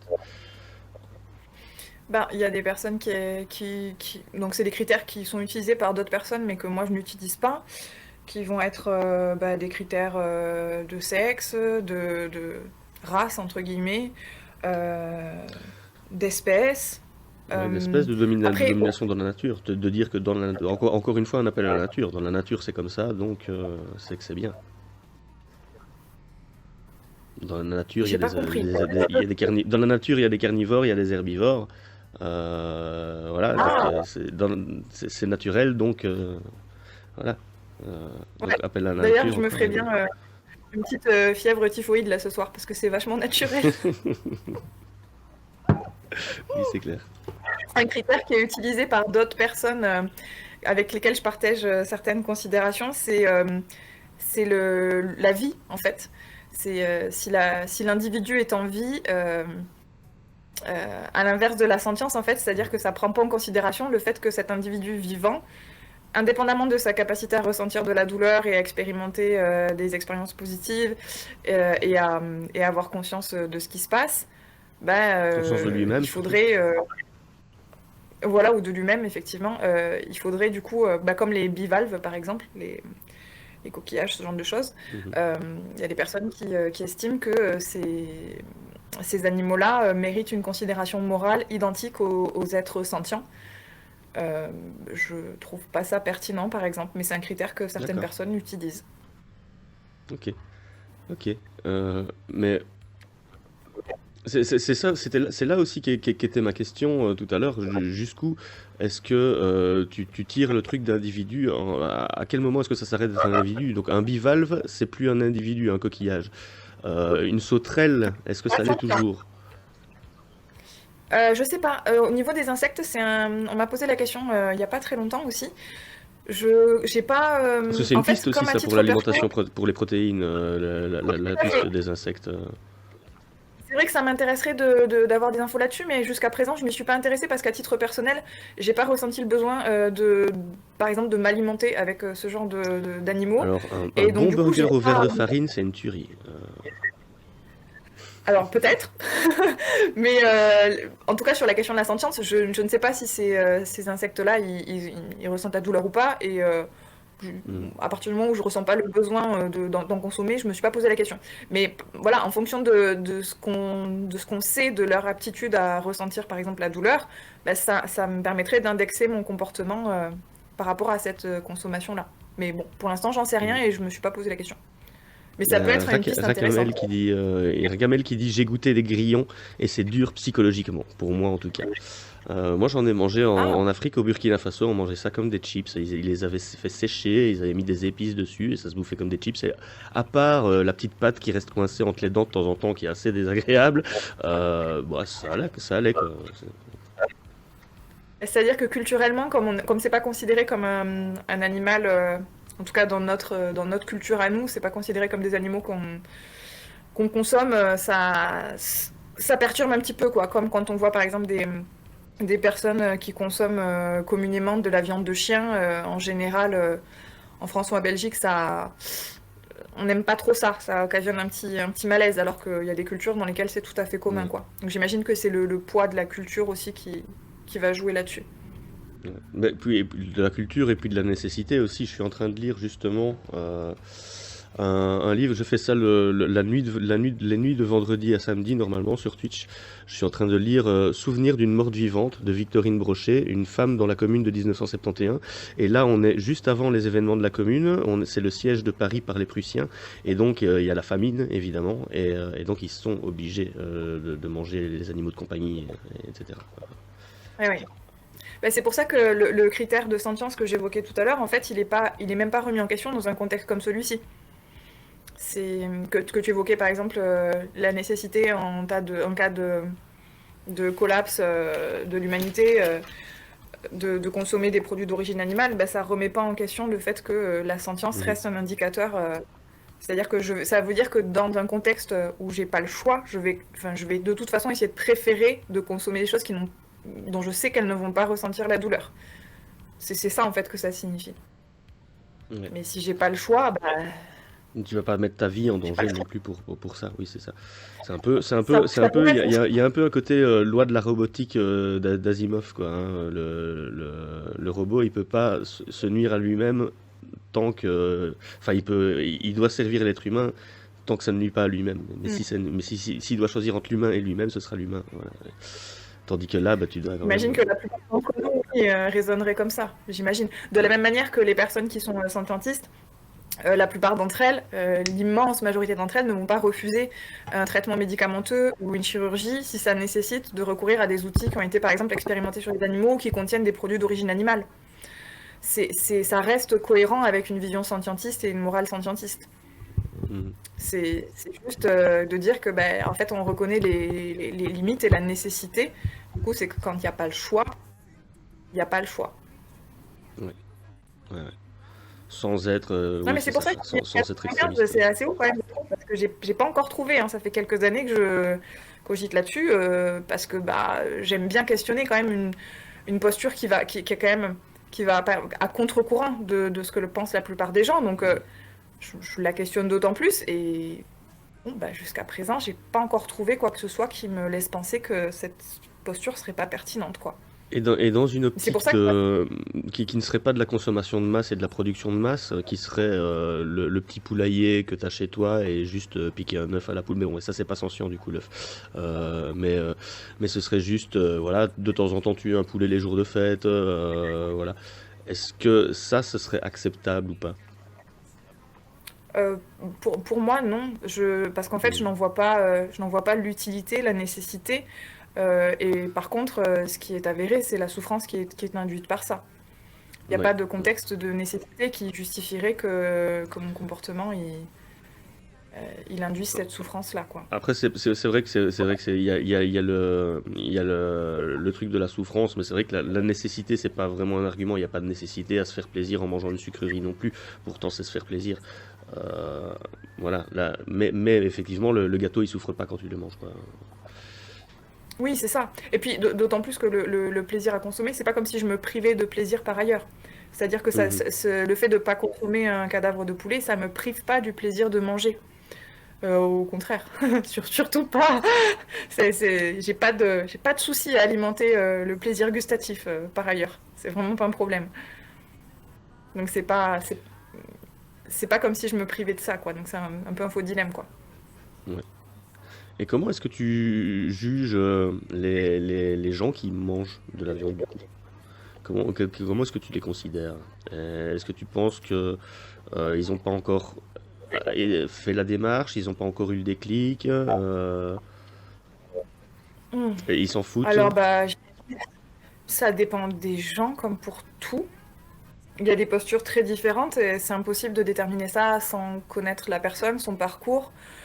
Une chose qui est commune à tout le monde, c'est que on évolue dans une société qui est viscéralement spéciste, c'est-à-dire qui considère que le critère d'espèce est un critère qui permet de déterminer comment on va traiter Ouais. les individus.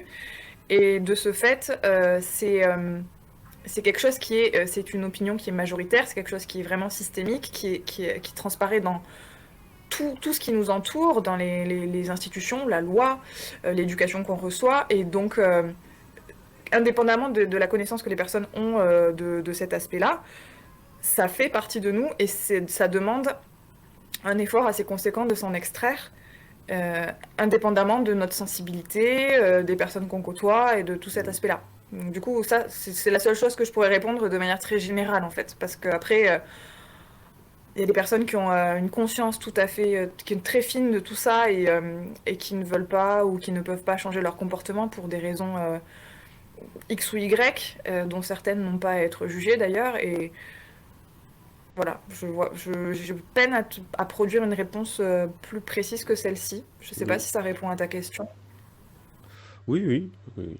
Euh, là, j'étais encore en train de réfléchir à comment faire baisser le pourcentage de ton affirmation, rien qu'en posant des questions, mais c'est compliqué. Bah, tu vas finir scientiste. Hein, écoute, ce soir, tu es Voilà, scientiste, ça c'est y est. ça, exact. Ouais. Bien joué, bravo, madame.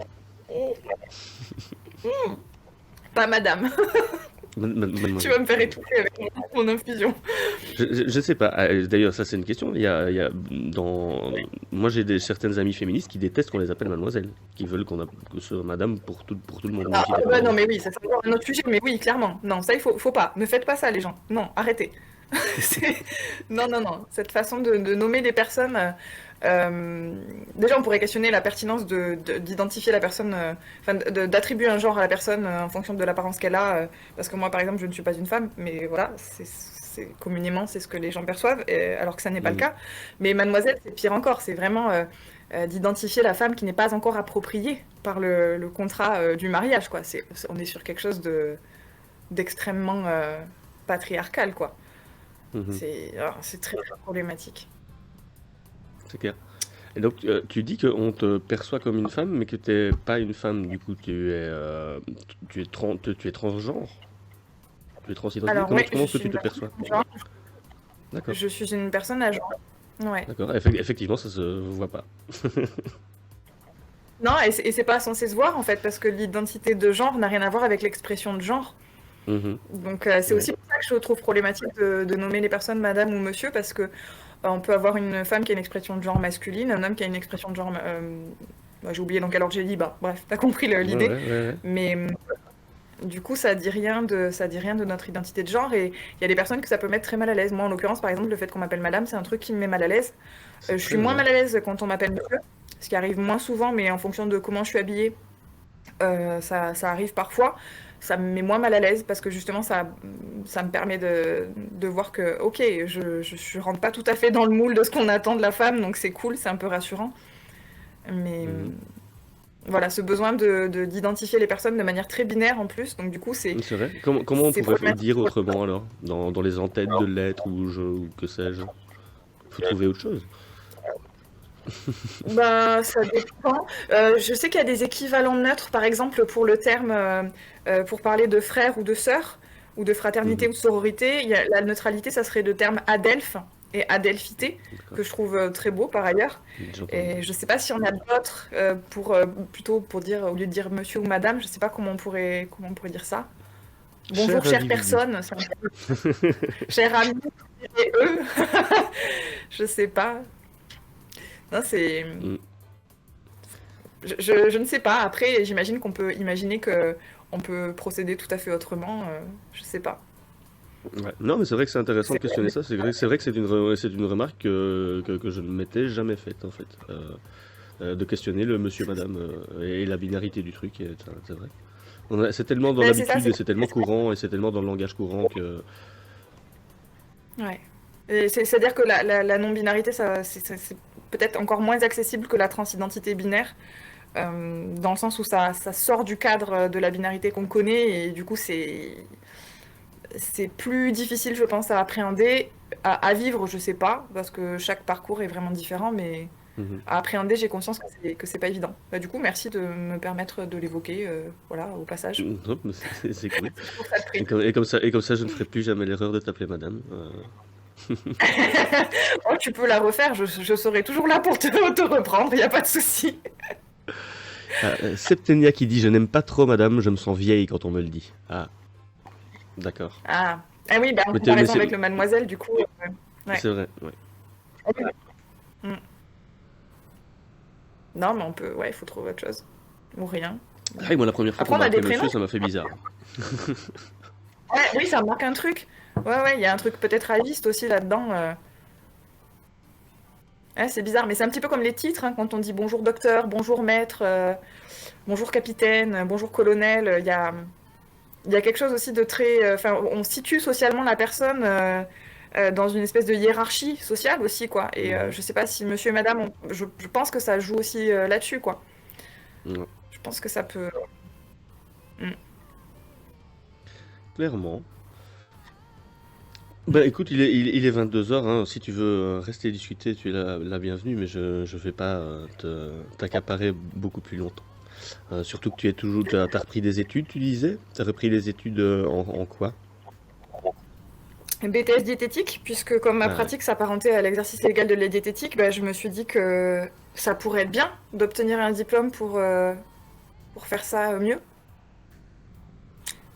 Donc, je ouais, suis c'est en cool. BTS diététique pour me reconvertir. Après, Mm. ouais, je vais pas tarder à aller me coucher, mais peut-être s'il y a des personnes qui ont des questions, n'hésite pas à me les Bah, poser parce que j'ai vu que tu suggérais la possibilité d'évoquer le conflit ukrainien et je suis pas sereine du tout d'assister à ces échanges-là. Ouais, ok. Mais non, mais, Je- mais en fait, ça déjà, il est prévu. C'est parce que je m'attendais à ce qu'il y ait peut-être un peu plus de monde et que quand c'est radio libre, ça peut partir sur n'importe quel sujet. Et comme c'est un peu le sujet d'actu, pendant très longtemps, ça a été la vaccination, etc. Et puis là, bah voilà, Ouais, forcément, ça va être l'Ukraine. Mais on va recevoir un journaliste dans une prochaine émission qui, lui, couvre en fait sur sa chaîne Twitch presque 12 heures sur 24 tous les jours tout ce qui se passe en live en Ukraine. Donc ok. voilà, il est plutôt calé sur ce qui se passe en tout cas et au moins nous expliquer ce qui est arrivé jusqu'à présent et ce qu'on sait, ce qu'on ne sait pas et voilà et puis parler un petit peu de la désinformation autour du sujet aussi quoi tu vois parler du fait qu'RT était interdit de tous les faits qu'on voit voilà d'un côté comme de l'autre. Ouais, non, non, il y aurait beaucoup à en dire. Mais j'avoue que c'est un truc qui m'angoisse assez, donc je suis pas super sereine d'évoquer ça particulièrement à cette heure-là, perso. Donc je préférerais être partie si ça part là-dessus. Mais s'il y a des personnes qui ont des questions et qui veulent profiter du fait que je sois présente, c'est ok. Ouais, vous pouvez vous poser vos questions dans le chat si vous voulez pas intervenir en direct. Sinon, bah, vous nous rejoignez sur Discord. Euh, je ne sais pas pourquoi il n'a pas mis le lien cette fois-ci. Ah voilà. Hop. Donc si vous voulez nous rejoindre sur Discord, vous êtes les bienvenus. Bienvenue. Et sinon, vous pouvez vous poser vos questions dans le chat. Voilà.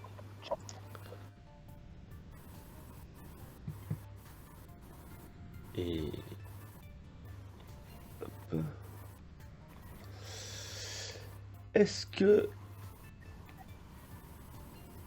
dans ce cadre, manger de la viande 1-2 fois par semaine est suffisant? Si tu poses la question à Sohan, elle va te dire que c'est même beaucoup trop. Déjà, tu J'ai pas parles de quel compris la cadre? question. Est-ce que dans Ouais, ce c'est ça, c'est cadre, quoi manger de la viande 1-2 fois par semaine est suffisant? Mais oui, mais de quel cadre tu parles, Rakamel? Euh, Et suffisant par rapport à quoi? Suffisant pour... Si c'est pour l'apport nutritionnel, bah, tu peux t'en passer en fait, hein, et tu peux trouver tes protéines ailleurs en fait. Ouais, c'est ça. Est-ce que c'est suffisant pour les protéines? Suffisant quoi? La première partie plus J'ai haut. pas saisi la question. Peut-être En fait, qu'avec oui, des voilà. précisions. Je suis désolé, j'avais pas lu la première partie de la question. J'ai une petite question. Je n'ai Ouais. pas le courage de devenir végé. J'essaye de manger moins de viande. Est-ce que dans ce cadre, manger de la viande 1-2 fois par semaine est suffisant? Dans le cadre de la réduction de consommation pour quelqu'un qui en mange tous les jours, en fait. Oui, c'est déjà un Et pas en avant, je pense. Ouais, mais du coup, le Comme terme effort. suffisant, je pense qu'il est problématique, il est pas adapté. En Non, fait, c'est ça. c'est suffisant pour quoi? Pour avoir bonne conscience, pour être considéré comme respectueux ou respectueuse du critère de sentience. Je suis pas sûre d'avoir saisi le. Dans le cadre peut-être de l'effort, pour tendre à s'habituer à ne plus en manger du tout, peut-être. Hein. Commencer comme Ah, quelqu'un est-ce qui que c'est voudrait suffisant en arrêter, termes comme quelqu'un qui voudrait en arrêter de fumer, comme quelqu'un qui voudrait arrêter de fumer et qui se dit bon, je vais quand même garder la clope du matin, la clope avec le café, la clope du soir. Bon. Ah ouais, mais du coup, personne peut dire si c'est suffisant ou pas. Enfin, je comprends pas Non. trop le. C'est. Ça c'est à toi, J'ai- c'est à toi de voir avec ta conscience, Rakamel, et de te dire ouais, moi au moins ça me tranquillise ou pas encore assez quoi. Il y a des personnes qui ont des troubles du comportement alimentaire et pour lesquelles, par exemple, ça peut être compliqué d'éliminer les produits d'origine animale, bien qu'elles adhèrent entièrement à la morale scientiste que je décrivais. Et du coup, ça serait complètement injuste et irresponsable de déterminer si leurs efforts ou leur comportement est suffisant ou pas, quoi. C'est pas à une personne extérieure de déterminer ça, quoi. Mhm. Après, est-ce que c'est suffisant pour assurer le bien-être des animaux concernés? Non. Mais c'est pas. J'imagine que c'était pas l'objet de la question, quoi. Je pense que Je c'était sais plus pas. par rapport. Mais voilà, mais je pense qu'elle a une réponse, c'est aussi voilà, à elle de le ressentir, si elle a l'impression d'en faire suffisamment ou pas. Voilà.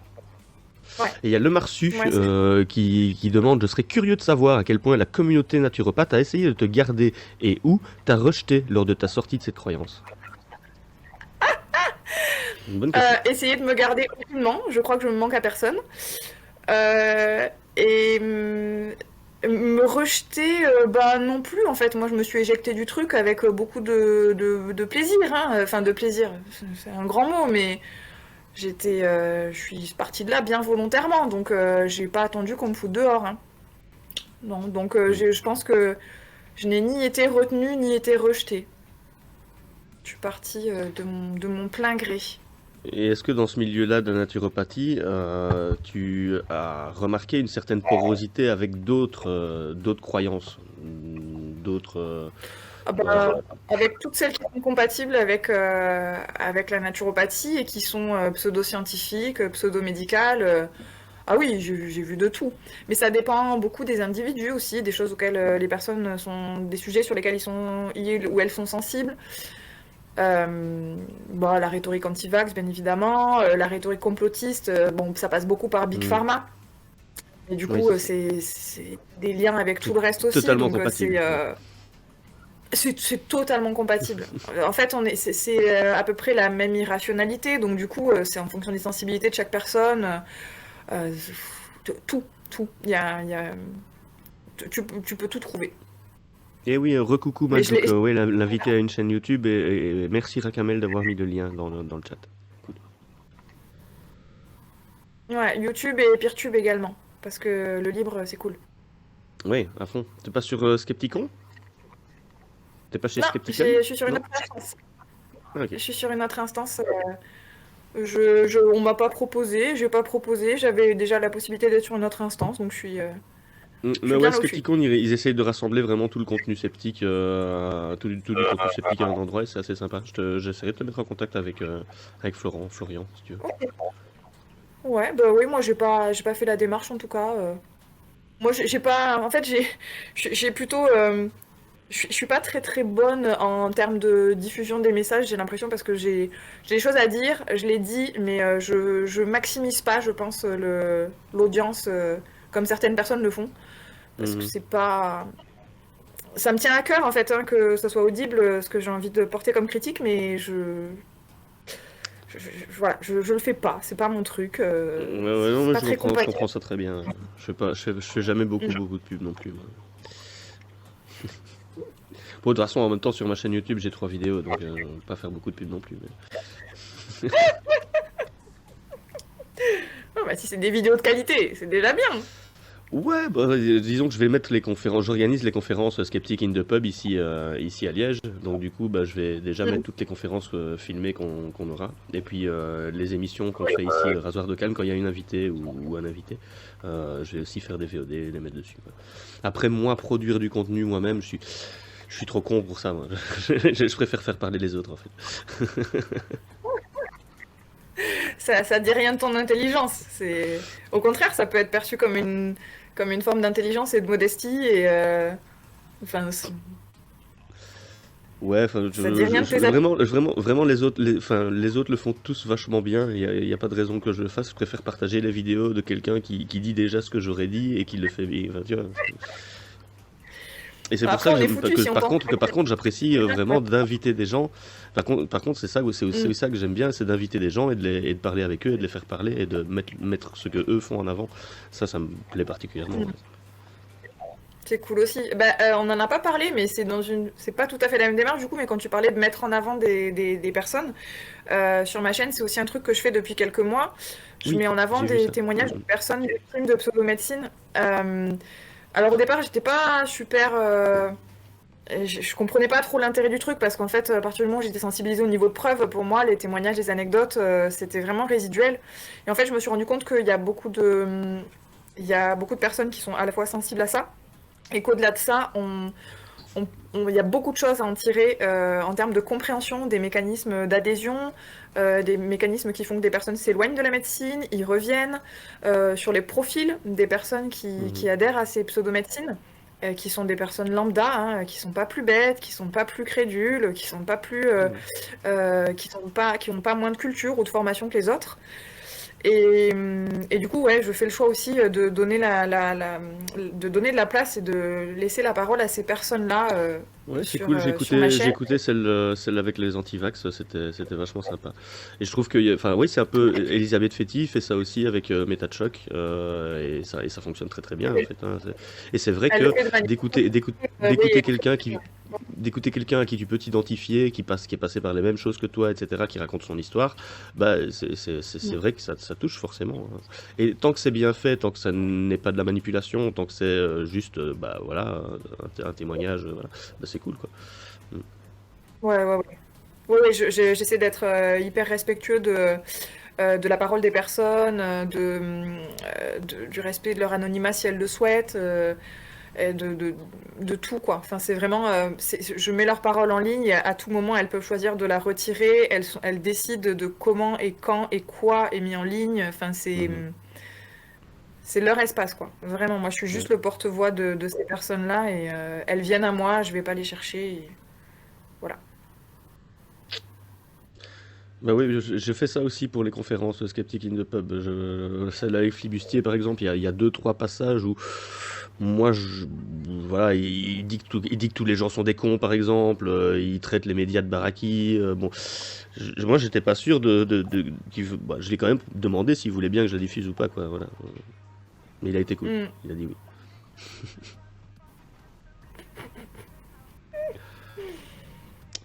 Mais oui, Vincent Flibustier. Tu pourras aller voir la conférence, elle est sympathique. Mais c'est Ouais, quelqu'un pour qui peut-être. j'ai beaucoup d'affection, quoi. C'est quelqu'un qui faisait vraiment de la merde il y a encore 3 4 ans, qui était vraiment un gros troll d'internet, qui se faisait du pognon en faisant des fake news, hein, et en se foutant de la gueule des gens, quoi, tout simplement. Mm. Et c'est encore une personne que la crise Covid a réveillée, entre guillemets, et qui s'est dit non, c'est trop grave ce qui se passe, je peux pas continuer à faire ça, je vais profiter de l'audience que j'ai déjà, des dizaines de milliers de personnes qui me suivent déjà, pour faire passer un message plutôt pro-science et plutôt anti-fake news, etc. Et il a fait complètement un virage comme ça à 180 degrés, quoi. Et je trouve ça vraiment cool. Il y a encore un petit peu de taf, ceci étant, sur la perception Oui, des oppressions et des mécanismes de domination, oui, oui, c'est mais clair, on a eu c'est clair. l'occasion d'en discuter, on a eu l'occasion d'en discuter déjà, lui et moi. Ah Mais ouais. sinon, le reste de la démarche est louable, ouais. Mm. Bah oui, oui, non, c'est clair, hein, c'est clair. Euh, et même il en est conscient de ça parce que dans l'interview que j'ai faite de lui au REC justement, il le dit que plus d'esprit critique peut servir aussi à amener plus à aider les causes sociales, à aider les causes climatiques, etc. Donc en fait il en est conscient aussi, hein, à l'air de rien. Même s'il l'applique Le pas problème, c'est ça. forcément toujours. Ouais, c'est ça. Bon, chacun son rythme, mais des fois, ça paraît un peu long, des fois, pour certaines personnes, hein. Ah oui, hein. Après, il y en a qui changeront jamais, hein, et qui restent persuadés. Donc, franchement, pour le moment, moi, je trouve appréciable sa démarche. Je pense à un Non, non, Thomas Durand. c'est une Un Thomas personne qui Durand, tu peut. lui feras, tu lui feras jamais à dire qu'il a eu tort, quoi. Tu vois, c'est pas possible. Oui, oui, oui, oui. Non, non, j'ai le sentiment que c'est une personne qui peut se remettre en question, mais je pense que ça, c'est pas évident, quoi. Mais de la même manière que Mm. ce que j'ai exprimé tout à l'heure par rapport aux personnes qui consomment des produits d'origine animale, j'ai aussi conscience que sur les autres mécanismes d'oppression, on baigne dans une société transphobe, patriarcale, et que c'est assez Mhm. difficile de s'en extraire, surtout quand on n'est pas concerné par les sujets-là et qu'on ne subit pas la discrimination, voire qu'on en profite sans forcément Ouais, en ouais, c'est avoir clair. conscience. C'est clair. Donc du coup, j'ai aussi conscience de ça et c'est vrai que j'ai tendance à m'impatienter, surtout quand je suis directement concernée, visée ou voilà, comme n'importe quelle personne concernée, quoi. C'est juste. Mhm. Et voilà, j'ai aussi conscience de ça et chacun y travaille, voilà. Rakamel qui a encore une question. Est-ce que tu as eu à faire à des clients ou à des clientes autistes, car elles ont parfois des troubles alimentaires liés à leur fonctionnement rigide? Hum, je pense que oui, parce que j'ai quand même eu pas mal de personnes neuroatypiques, parce que de base, j'ai beaucoup de personnes neuroatypiques autour de moi. J'ai pas le souvenir précis d'une personne en particulier pour laquelle l'autisme induisait un comportement alimentaire spécifique. mais ça m'étonnerait pas. Après, que ce soit des personnes avec des troubles du spectre autistique ou d'autres personnes, où j'ai eu des personnes qui avaient des alimentations spécifiques, que ce soit en raison de convictions, de croyances, euh, de, de croyances erronées sur l'équilibre nutritionnel ou de troubles du comportement alimentaire. Ce qui est aussi problématique parce que la naturopathie ne prépare pas à la prise en charge des troubles du comportement alimentaire, absolument pas. Là où dans ta formation diététique, c'est abordé probablement, j'imagine. Non, merde, putain, raté. Voilà. Non, mais quand j'aurais fait la formation, que j'aurais terminée, je me permettrais d'en faire la critique aussi parce que c'est. Ouais. Je conçois que je sois obligée d'en passer par là pour exercer la diététique et je le fais bien volontiers, mais non, il y aurait beaucoup à en Mm. dire. C'est l'approche, elle est hors sol. C'est hors sol D'accord. sur plein de sujets et je le vois d'autant mieux que moi j'ai pratiqué du coup pendant plusieurs années avec des personnes qui venaient me voir pour des recommandations nutritionnelles. Donc j'ai l'expérience du terrain, de ce que les gens expérimentent. Et j'ai récupéré en naturopathie beaucoup de personnes qui étaient suivies par des diététiciens ou diététiciennes avant. Et qui arrivaient avec des programmes alimentaires, enfin ils étaient orthorexiques quoi. C'est des Mm. personnes qui arrivaient et savaient me dire au gramme près ce qu'elles mangeaient chaque jour.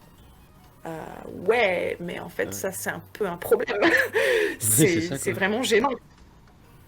Ouais. Donc bon, dans la diététique aussi, il y a des choses à, C'est des un choses à problème dire. que ce soit pas du tout abordé, en fait, quoi. C'est abordé, mais de manière assez superficielle. Et on va dire que mais c'est peut-être pas plus mal parce que les troubles du comportement alimentaire, ça relève surtout d'un accompagnement psy Mhm. et en fait, d'un accompagnement pluridisciplinaire. Donc le où la diététicienne a un rôle à jouer, mais qui est pas forcément le rôle principal. Bon, après, je déplore que ce soit pas abordé Ouais, plus que ça, même si pour pouvoir euh, réorienter vers un psy, justement, il faut qu'il puisse identifier les problèmes psy, quoi. C'est ça que je veux dire, quoi. voilà, c'est abordé de manière vraiment superficielle, à mon sens insuffisante, mais j'aurais tendance à vouloir approfondir tellement d'autres sujets, mais bon, c'est peut-être moi qui suis trop exigeante, et voilà, le BTS prépare à une formation initiale, et ensuite on peut se former à d'autres choses plus spécifiquement, mais bon, je suis un petit peu frustrée sur cet aspect-là, je trouve que c'est un aspect important, et en naturopathie, j'ai eu des personnes avec des troubles du comportement alimentaire et je pense que en diététique, on en a aussi beaucoup et ça pourrait être bien d'être préparé de base à ça. Mais bon. Mhm. Hop. Eh bien, j'ai passé un très très chouette moment en ta compagnie, Sohan. C'était sympathique. Également, également. Merci pour l'invitation, c'était bien chouette. Ah ben, ça fait plaisir. Et on se capte dans un mois, alors on ira boire un verre ensemble. Un café, parce qu'il n'y a pas de bar, donc boire un café. Ce sera très bien comme ça. Super. Ben, au Et plaisir puis, de te rencontrer au rencontre de l'esprit critique, du coup. à fond, à fond. Bah, je te remercie Oui. beaucoup. Je vais remettre un petit peu de musique. Et puis nous, on va probablement regarder. En fait, comme c'était la journée des droits de la femme hier, pour la blague, je voulais regarder un discours d'une femme de droite. Voilà, pour la blague. Donc, je sais pas, on va peut-être se lancer sur le discours de Marion Maréchal Le Pen au meeting de Zemmour avant-hier, qui était quand même bien dégueulasse. Voilà, on va se faire un peu d'humour. Bon, ben, je confirme que c'est le moment où je m'en vais alors, parce que moi je vais faire un AVC là et comme j'ai prévu Ah oui, des trucs oui, demain, je peux moi pas. j'en ai entendu deux trois morceaux. Franchement, ouah, c'est bien perché, quoi. Oh là là. Ah, il y a Blue Lady Eh qui est ben, au standard. Mais Blue Lady, tu peux venir directement dans le salon, hein, si tu veux. Je te même te transporter, te télétransporter dans le salon. Hop. Bien le bonsoir. Ah oui, mais oui, effectivement, il faudrait que tu allumes ton micro si tu as. On était en train de se quitter avec Sohan, mais si tu as quelque chose à ajouter, un petit grain de sable, un petit grain de sable à ajouter, tu es la bienvenue. Un petit grain de sel plutôt, parce qu'un grain de sable. Ouais. Alors il faut que je. Hop, hop. Je sais pas, je ne t'entends pas. Je vais monter ton non volume. plus. Hop. Je sais pas, ton micro et tout tout a l'air de fonctionner, mais je ne t'entends pas. Il faut que tu ailles dans tes paramètres utilisateurs, voix et vidéo, et que tu voilà, chipotes. Que tu chipotes. Mais sinon, voilà, je ne. On va voir si elle n'arrive pas, bah, je te libère, Soren. Et je te remercie encore de ta présence. Bah, c'était avec grand plaisir. C'était enrichissant. Merci. À fond, j'ai beaucoup apprécié cette discussion. Je pense qu'il y a plein de sujets qu'on aurait pu encore approfondir, parce que je pense on est raccord sur pas mal de choses. Voilà. Oui. Ah, bah, elle Ah. est partie, vous l'avez dit. Bon, bah tant pis. Ah ouais, je pense peut-être de se déconnecter pour se reconnecter ensuite. Peut-être. Peut-être. Bon. Eh bien, je vous souhaite un bon visionnage, hein. Moi, je vais m'éclipser Yes. avant de voir la nationaliste citée précédemment. Ça roule. Et il y a un Majouk qui te dit merci aussi dans le chat. Voilà. Avec grand plaisir. Bah, merci aux Voilà, personnes vous qui étaient pouvez mettre présentes. vous Bonne pouvez mettre soirée. des petits cœurs dans le chat pour ça. C'est cool. Ah oui, des petits cœurs, c'est trop bien les petits cœurs. Moi aussi, je me mets des petits cœurs. Voilà, À bah, bientôt. merci à toi. À bientôt. Ciao, ciao. Hop. Ah, eh ben, c'était cool, hein. On a passé un bon moment encore une fois. Vraiment, ça a l'air d'être une très très chouette personne. Je me réjouis de la rencontrer IRL en avril. Ça va être très chouette. Donc du coup, les rencontres de l'Esprit Critique, ça se passe à La Beige, à côté de Toulouse, les 21 et 22 avril. Voilà. Je pense qu'il y a déjà un lien. Je peux vous le trouver. Je pense qu'il y a déjà un lien avec. Il faut que j'aille le chercher chez Scepticisme et Zététique en Belgique. Je pense qu'il a été posté là-dedans. Oui, voilà. Hop.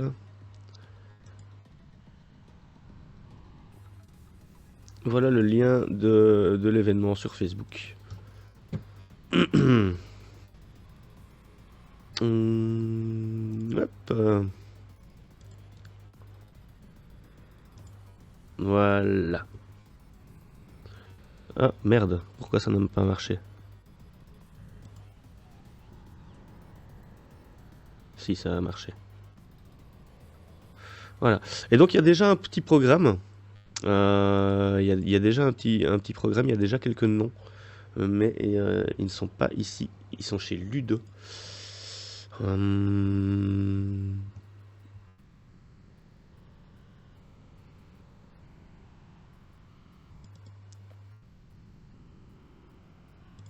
là là là là, ce clavier qui me fait des misères. J'ai un clavier qui fait des clics droits intempestifs, un peu tout le temps, n'importe quand. Et c'est excessivement pénible. Voilà.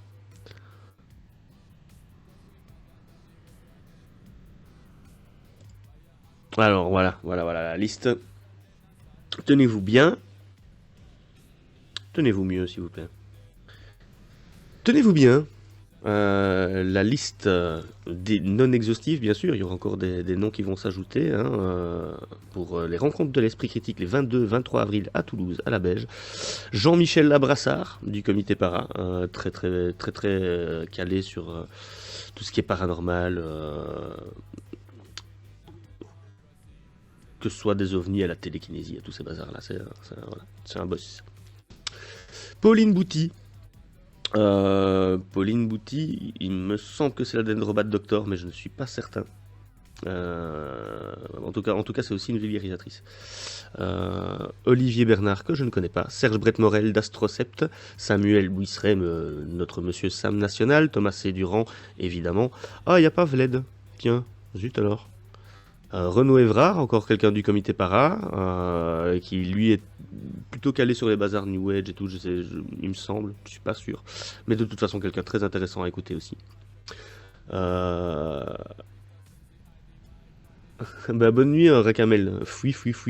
Et si la fatigue se fait ressentir, je t'en prie. De toute façon, voilà, la soirée est plus ou moins terminée. On va un peu traîner. Moi, je laisse le standard ouvert au cas où les gens voudraient passer discuter d'un truc. Et on va regarder une connerie ou l'autre. Voilà. Je termine la liste. Elisabeth Fétit de Méta de Choc, qui est voilà, une personne que j'aimerais beaucoup rencontrer aussi. On a Thibaut de Quoi dans mon assiette, Thibaut Fiolet, qui a écrit, coécrit la première méta-analyse sur l'hydroxychloroquine. Donc ils ont pas coécrit mais co-réalisé cette méta-analyse avec Nathan Pfeffer-Smadja. Voilà. Ça a été une des premières méta-analyses qui mettait bien le nez de Raoult dans son caca. Hein, voilà. Fantine et Hippocrate, ça c'est très chouette aussi. Fantine, Clément Fraise évidemment qu'on ne présente plus. Jean-Paul Krivine de la FIS, Jean-Paul Krivine qui est quelqu'un que j'ai interviewé dans mon passage au REC. Vous pouvez retrouver sur son interview, enfin un petit bout de son interview dans la vidéo du REC que j'ai faite sur ma chaîne YouTube. Richard Monvoisin, magnifique. Christophe Michel, super. Albert Moukébert, excellent aussi. François Morel, Julien Pin, terrible. Sohan Tricoire, qu'on vient nous de recevoir avant le REC. On était avant eux. Voilà, premier sur ça. Qu'est-ce que je raconte moi? Bon, Nathan Ettingdale, le chat sceptique, encore un compatriote. Pascal Wagner-Heger. Voilà. Pascal Wagner-Heger, ça ne me dit absolument rien non plus. Mais voilà, c'est une chouette liste. Ça va être bien encore une fois. Alors nous, on a pris une coloc Airbnb avec quelques personnes de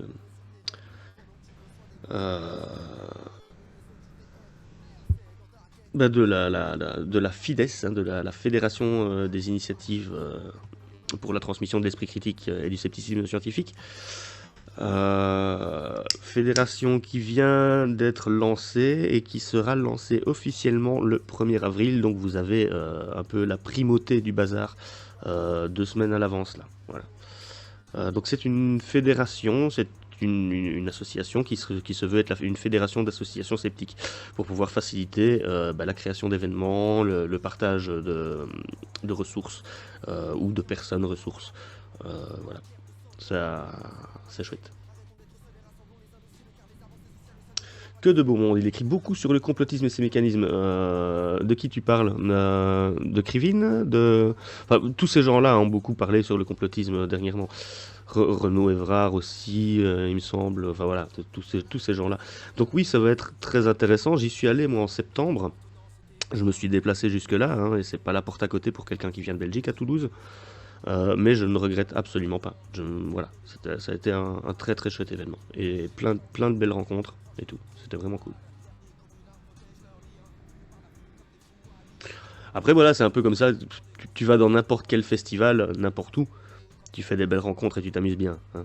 Mais là, en plus, c'était quand même intellectuellement un peu plus satisfaisant qu'un festival de reggae, quoi. Voilà. J'aime beaucoup les festivals de reggae. Hein. C'est pas...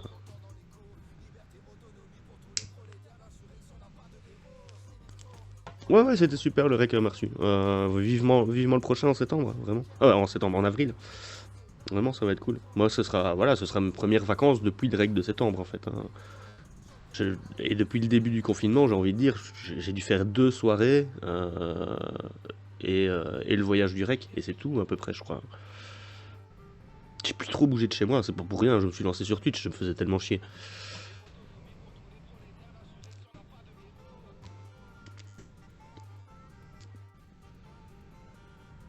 La face cachée de l'esprit critique et du scepticisme scientifique, oui, elle est excellente. Et justement, je trouve qu'elle met le doigt et qu'elle va chercher dans la recherche, dans les publications et dans la documentation. Elle va chercher des trucs pour lesquels moi j'ai un ressenti très très fort depuis un certain temps.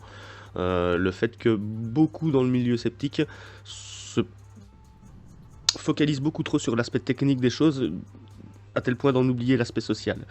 Alors que pour moi, les deux sont indissociables. Voilà.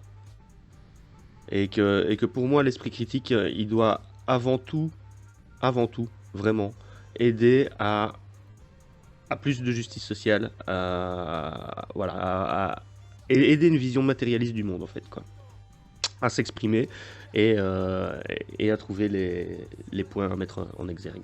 La sociologie est une science et l'esprit critique, ben voilà, doit pouvoir prendre en compte ce que dit la sociologie, entre autres, hein, mais voilà, les sciences dites molles, j'aime pas du tout utiliser ce terme-là, mais les sciences dites molles doivent aussi être prises en compte dans tout ça. Au revoir. Au revoir.